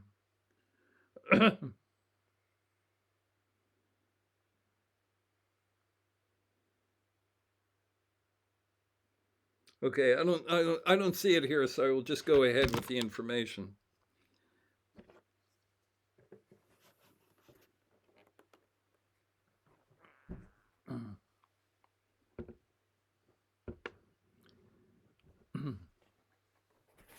Alan Seeger was born in New York City on 73rd Street.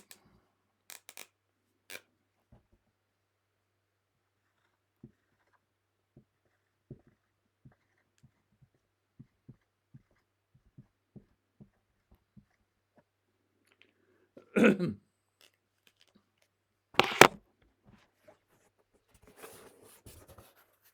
we have Alan Seeger, 73rd Street in New York City.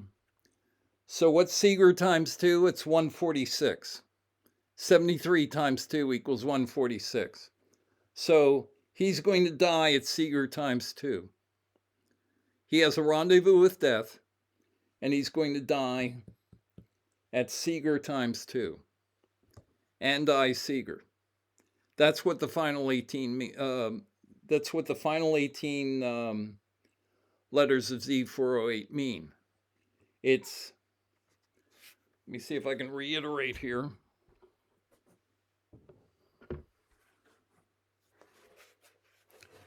First 8 letters, death, room 929. A blast is going to go off in room 929 of the MIT Tower. That's the EBEORIET part. The first 8 letters of the 18. Actually, the first letter doesn't count.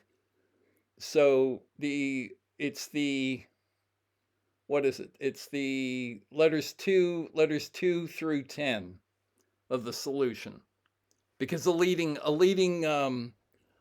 0 in binary doesn't count. So the expression is death 929. That's the first 8 letters, and then the last 10 letters are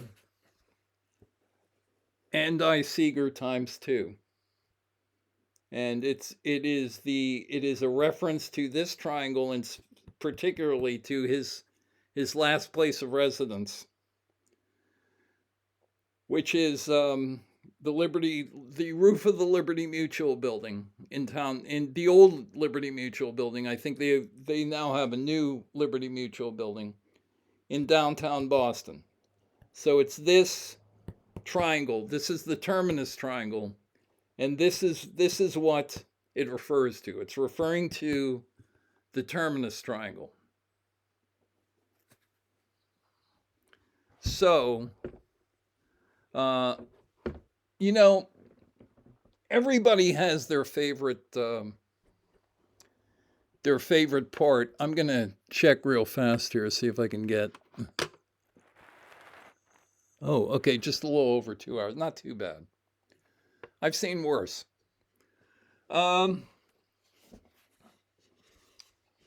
Everybody has their favorite part of, hey, I love the way that one of my favorite movies is Dressed to Kill with Basil Rathbone and Nigel Bruce. I think it is the best of the Sherlock Holmes movies with Rathbone and Bruce. And I love so much about that movie.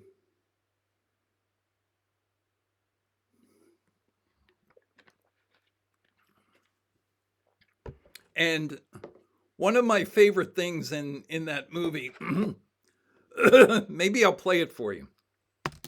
Let me see if I can get. Fortunately, Dressed to Kill is in the public domain. So here we go. It's when Basil Rathbone goes into the Scotland Yard office.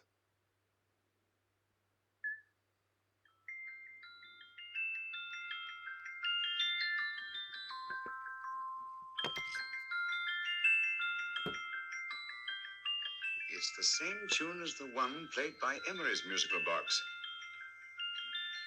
And yet it's different. Sounds the same to me.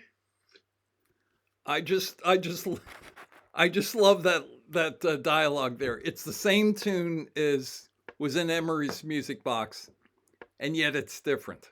Okay, that's the whole essence of mystery stories for me. Is that so?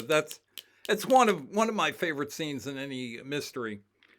This is one of my favorite.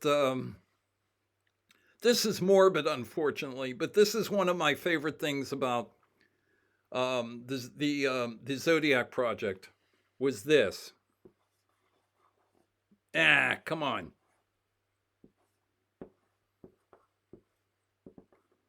Maybe I'll just use the blue. Would that work better? Maybe I'll just use the blue and say to hell with it. Say to hell with this thing.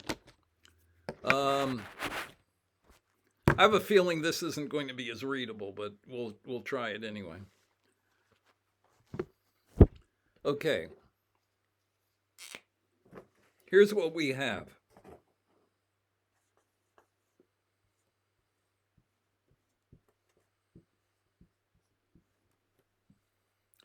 I just talked about where Michael O'Hare was going to be at the end of his life.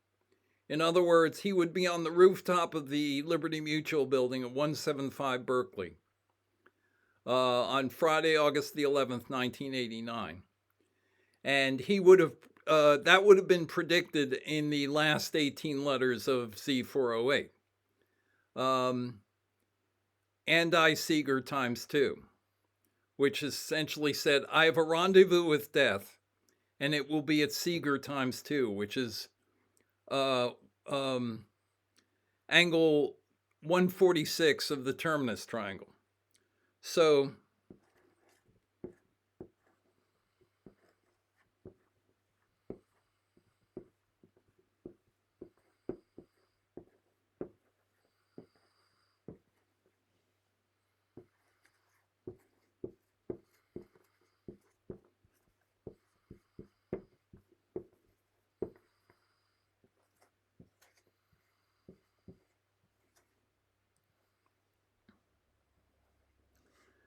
the I'm going to redo that last number there just to make it look a little bit better.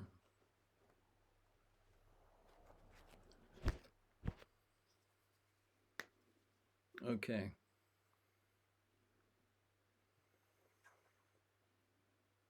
I don't know that that looks that much better, but we'll go with it. Okay. In other words, Michael O'Hare's last stop in life, if you want to look at that way, was the terminus triangle. And the configuration of the terminus triangle, the angles of it, were 12, 22, and 146. I just showed you that here. It's this triangle right here. It's where he expected to die, in the terminus triangle. Okay? Now, here's the question. On Friday, August the 11th, 1989, where did Michael O'Hare live?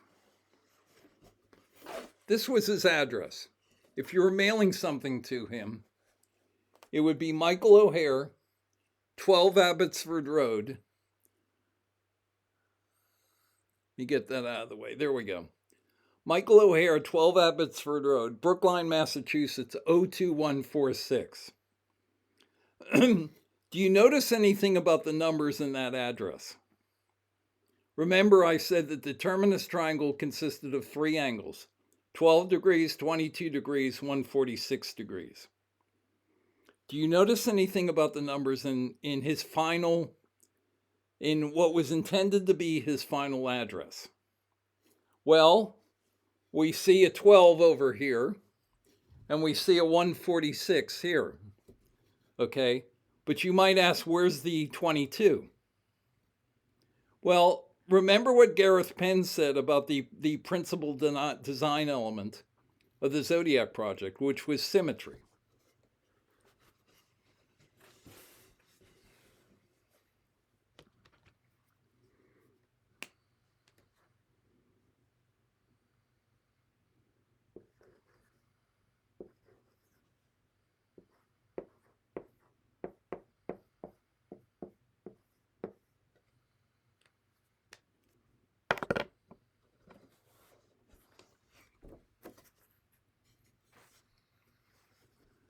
The letter R is the 18th letter of the alphabet. The letter D is the 4th letter of the alphabet. So you add R plus D and you get 22. So right here where it says RD, That's where the 22 is in his address. And what you have when you do that,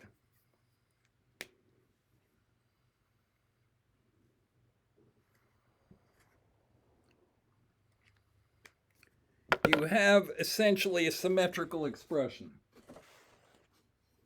Actually, I think it works better if I just take the RD out and replace it with a 22. So I will do it that way. I think it's a little bit more striking like that. So we'll do it that way. And if,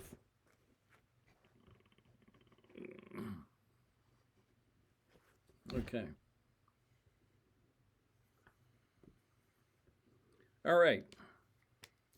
So what we actually have with Michael O'Hare's final address in Brookline is the same configuration that we have in the terminus triangle: 12, 22, 146.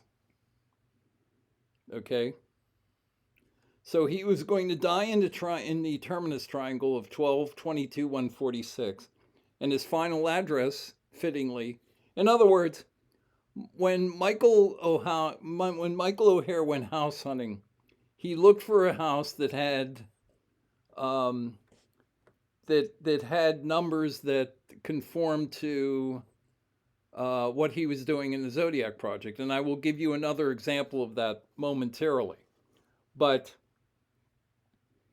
we see it in his final address: 12 Abbotsford Road, Brookline, Massachusetts 02146. It's an expression of the terminus triangle: 12, 22, 146. So the let me see what else I have here. Okay, I already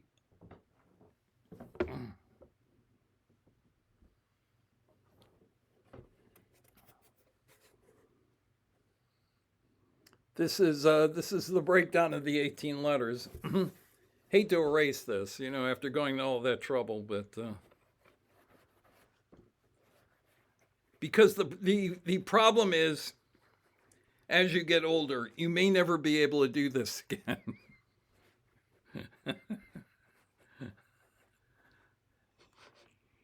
I got that answer when I was 72 and a half, which is what I am.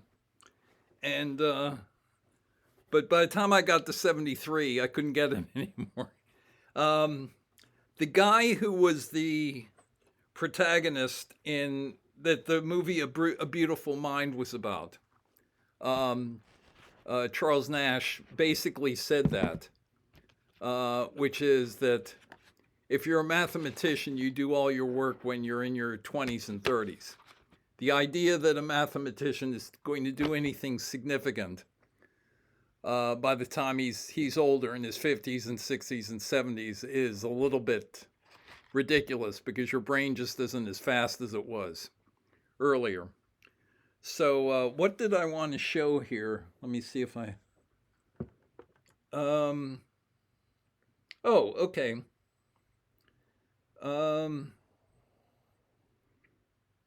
Yeah, this is interesting.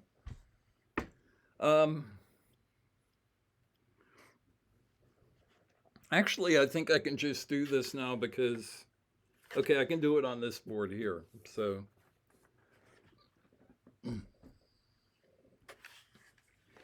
on Thursday, June 29th, let me, just to be on the safe side, I'm going to 1989 calendar year.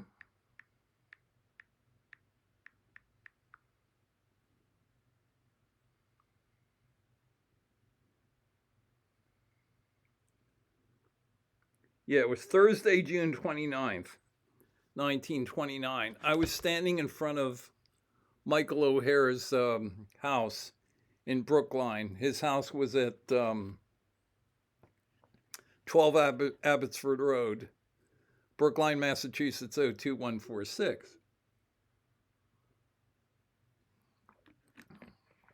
and there was a white van in the carport. I don't think he had a garage, he had a carport. There was a carport to the left of the house. And I think Gareth Penn actually mentions this, maybe in Time 17 or in one of his follow-up papers. But I was looking at Michael O'Hare's white van. Now, I'm assuming he used it to help his mother move artwork around because she was a sculptor and she was always moving a lot of heavy things around.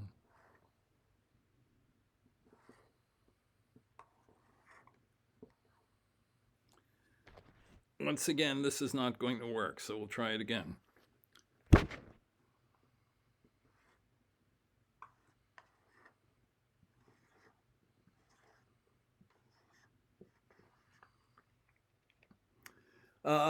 Anyway, his white van was parked in the carport, and I went up and I looked at the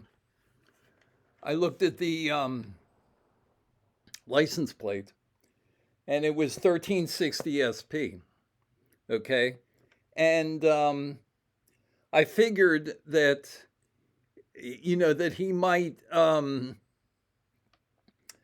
might have like an interesting license plate number. This looks like it was issued to Michael O'Hare randomly by the Commonwealth of Massachusetts. It wasn't. If you had a commercial van in the state of Massachusetts, then if I'm not mistaken, I detail this in the book. I don't remember exactly what the format was for van license plates. But if you were issued a van license plate randomly and you were using it for commercial purposes, I think the license plate would be all numbers. And if you were using, or maybe vice versa, and if you're using it for personal reasons, it would lead in with a letter and then be all numbers, something like that. Also, I talked to a guy, and after I got back to my hotel room, I called the Commonwealth of Massachusetts, and I talked to a guy in their office, in their state, whatever, the DPW, or no, it wouldn't be DPW, the DMV, and asked him, and he said, well, also, vanity plates have a dark background. To be honest, I don't remember what kind of background this thing had. But what he told me was, he said, this is off the record. I will not admit this if it comes to a head. He said, but this license plate is a vanity plate. In other words, Michael O'Hare requested this plate. And as I said, you forget what the guy in the office said.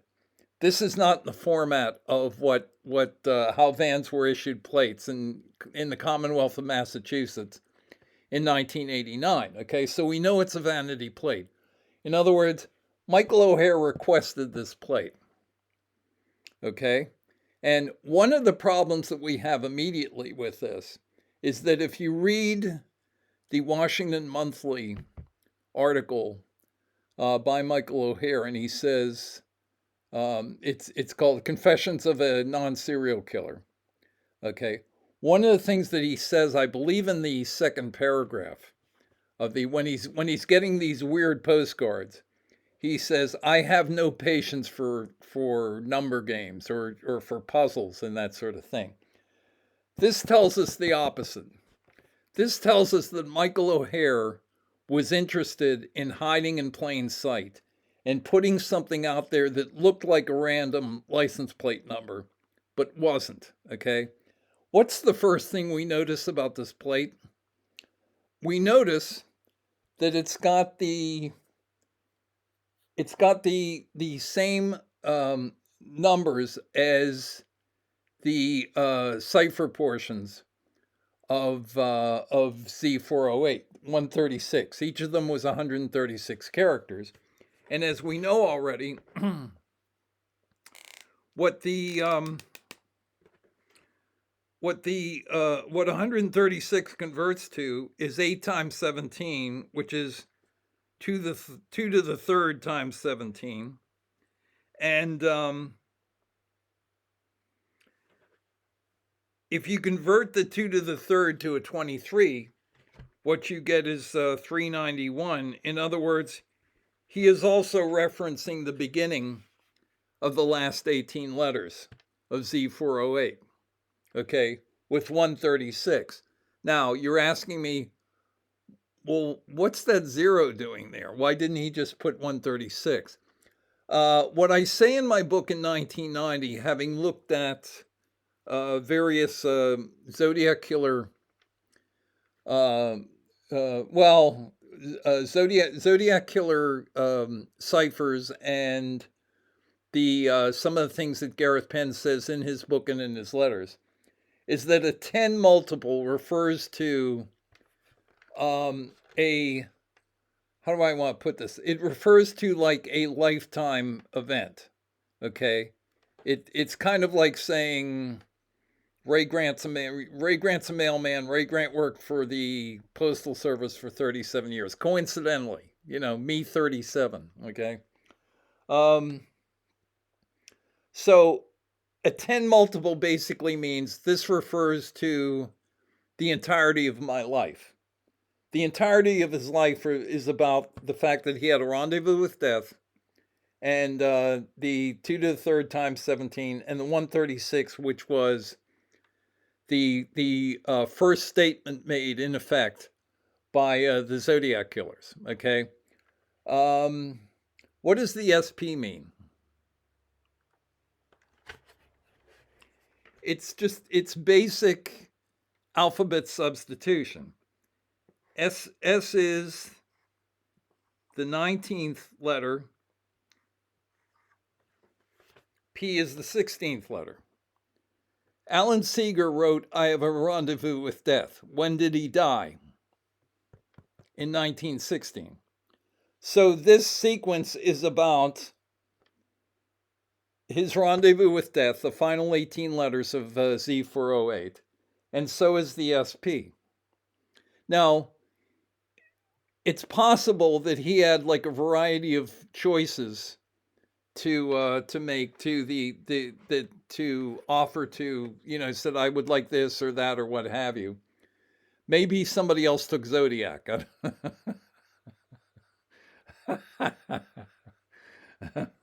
uh, Probably somebody else took Pi. Okay, but maybe somebody else took Zodiac and a couple other things that he wanted to use. So he took this. But I think that's what that means. And that, again, that's Michael O'Hare's vanity plate. That's a plate that Michael O'Hare chose. Okay, it wasn't randomly issued to him. So, what haven't I talked about now?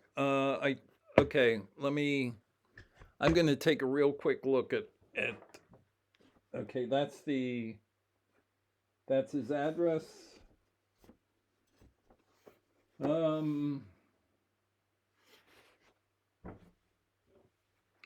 That's the triangle. It's the MIT tower.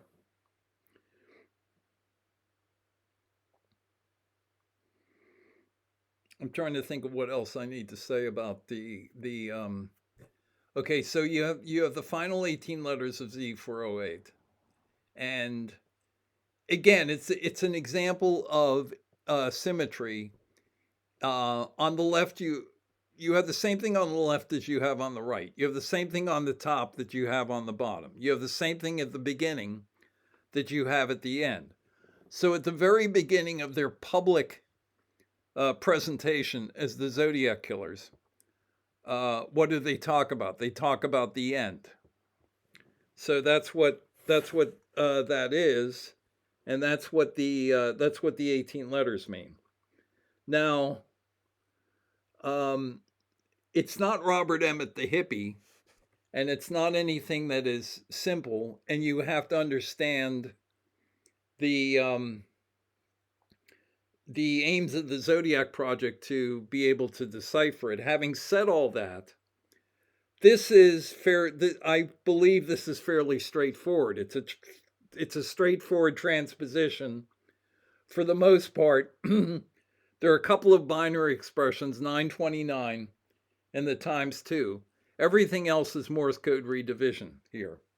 So it's basically Morse code. And that's what the point of of uh, the final 18 letters. And let me think here. What's the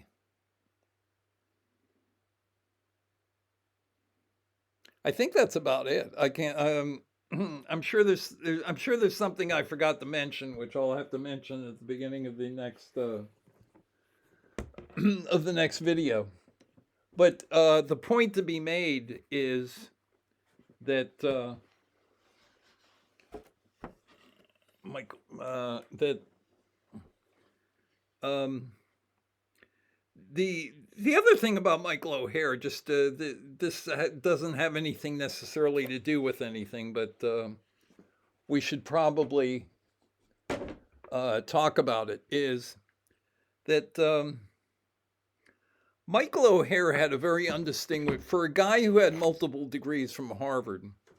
He was a professor at MIT from 1971 to 1979. In 1979, he went to work for the Commonwealth of Massachusetts for a couple of years until 1981. In 81, he got his job at Harvard at the John F. Kennedy School. And he was a lecturer in public policy, which is basically, for someone with his background, is kind of the bottom rung of the academic ladder. So why was he doing that? Well, he was doing that. I talked about Ted Bundy earlier and about the video that I won't be doing at 7 a.m. This morning. This is Thursday now, so I won't be. The video that I would have done with Ned DeHaan, which would have been about Ted Bundy. One of the problems that Ted Bundy had when he tried to go to law school is that by the time he went to law school in Utah, he was pretty much a full-fledged 24/7 serial killer, which was not true of him earlier on. Prior to January of 74, he was a serial killer, but he was killing people basically when the opportunity presented itself. And in 74, he was basically doing it full time. And it's very difficult to be trolling for victims and going to law school and keeping up with law school at the same time. And what you see in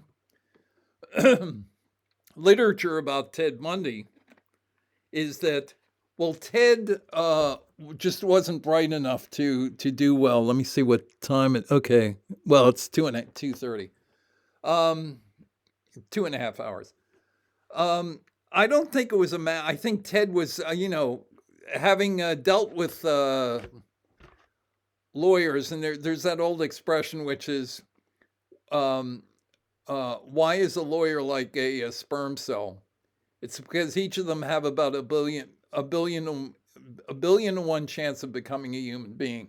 Okay, so I've run into enough lawyers that I think my impression is that Ted was certainly bright enough to have gotten through law school and passed the bar. The problem was his concentration was divided, and I think one could at least make some sort of argument about Michael O'Hare that prior to 1989 he was pretty much in a dead-end job academically, and it wasn't until Ray Grant showed up and prevented the Terminus event from happening. Of course, I didn't really do it. It was done by the MIT police and Liberty Mutual Security. But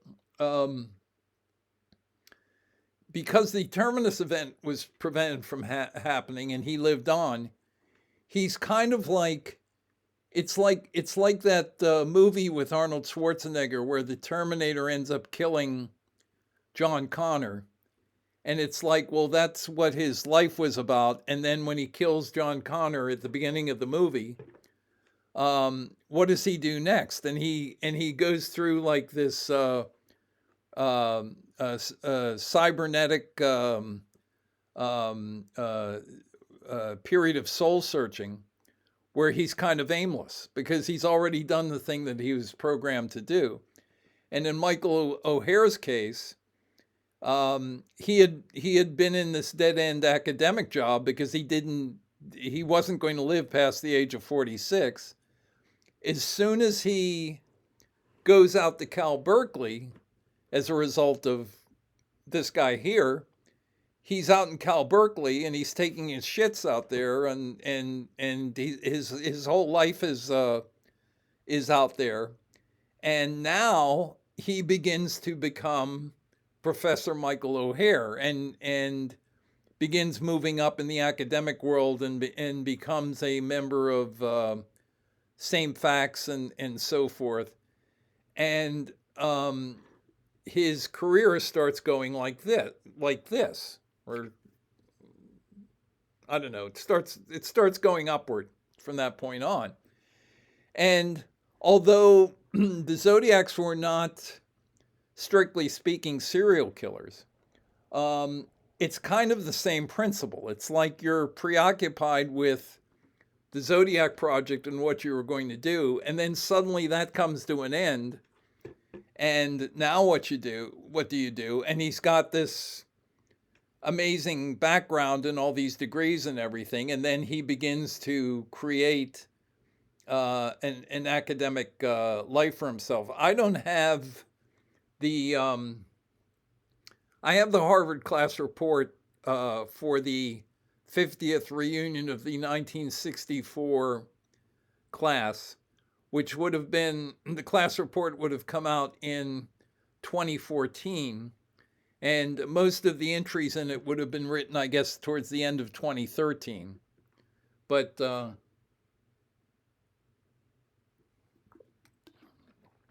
what's interesting is if you read Michael O'Hare's entry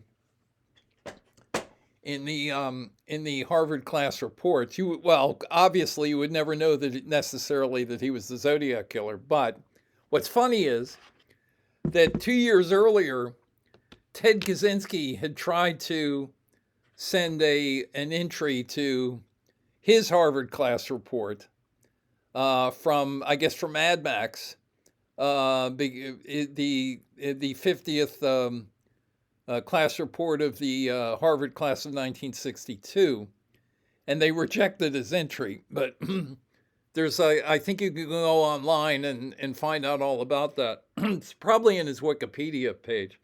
But what I found interesting about Michael O'Hare's article, and maybe I'll quote it at length in some future video, is Michael O'Hare is talking about what it's been like for him since he was a little kid, and coming to where he is today in late 2013. So it was about 10 years ago. And O'Hare says, I thought I knew what I was going to do for a living when I was 17. I was mistaken. Okay. I thought that was a really interesting sentence. If you think about it, not in terms of Michael O'Hare's private and, academic life, but if you think about it in terms of his life as a Zodiac killer, because I think it says 17. It may say when he's a teenager. I'll have to look at it again, but I think it says 17. He was 17 in 1960. So it would have been right about the time when they were beginning to plan the Zodiac project. I don't know when it became in earnest versus initially, I assume, was just something that they were spitballing, and then at some point it became real, and they decided to go ahead and do it. But it might have been right around 1960 when he was in the process of entering Harvard, and he was on the Harvard rifle team, and he had graduated that year from Bronx Science Bronx Science High School. But as I said, I thought I knew what I was going to do for a living when I was 17. Semicolon. I was mistaken. That just seems like a very unusual thing to say when you're looking back on your life. Why would you particularly think of that moment? But I think what he is saying is I was pre-programmed by the Zodiac project by 1960, by the time I was in my late teens, and to begin killing people when I was 23. But his life did not come to an end in 1989 when he was 46, so he had to move on. And it's a bizarre situation because his kids ended up having a father. His wife ended up having a husband for the future. And it's a little bit like what would have happened to Dennis Rader if he had never been caught as BTK. Well, he would have gone on having a family and going to church and doing all the other stuff. So in Michael O'Hare's case, he's actually done all of that stuff. He has gone on and had just a regular academic career. And his Zodiac phase ended, well, it didn't end in 1989 because I caught him with his pants down in November of 1990, and he had to, whatever his plans were at that point, he had to alter them. Anyway, I think I've gone on long enough about those final 18 letters. And again, there is no way of proving not just my interpretation, but anyone's interpretation of those final 18 letters, because, as Dave Aranchik has pointed out, it is too short a cipher sequence unless there is something in the original cipher text that points to what is in those final 18. And I'm sure Brax Sisko will go on insisting that it's just filler. But again, in light of what we have found out about Z340, I don't think that is likely to be true. So anyway, I hope you found this video interesting. I'm a little bit like Michael O'Hare in the sense that now that I'm not going to be doing any videos with Ned, and I'm not on Tom's board anymore. I'm basically now pretty much here on my own channel, for better or worse. So I'm a little bit like Michael O'Hare was in after Friday, August the 11th, 1989, because I'm in a whole new area of my of whatever this is, But anyway, I appreciate people. I know my videos are too long. They should be more structured than they are. But this is a process, and maybe a year from now or 2 years from now. Normally, if you go to somebody's YouTube channel, somebody's done a lot of videos and has done very professional videos, and you go back and you look at what their earlier videos look like, they usually aren't that impressive, and then the person just gets better. So I think my presentation, in a way, has gotten better in the sense that I think it's a little bit more like a professor in a college. I don't ever want to sound like I'm similar to Thomas Aran, but in the sense that you're teaching something that you know backwards and forwards, and so you don't really need notes, or and you can kind of wing it and make it up as you go. So I appreciate that my viewers are patient with that, with that process.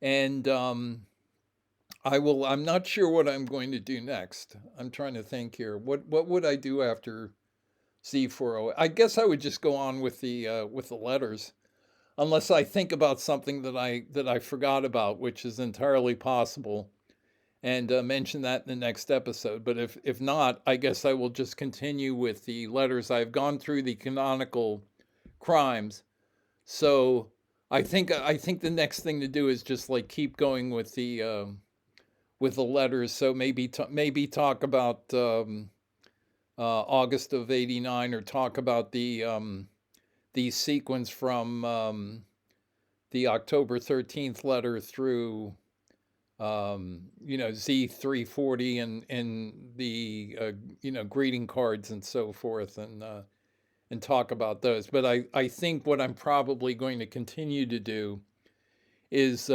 talk about the letters. I will give you a spoiler alert. I will give you a spoiler alert though here, which is that I no, I take that. I was about to say I don't have a solution for Z13 or Z32. That's not true. If you look at my book, I actually do have solutions for them.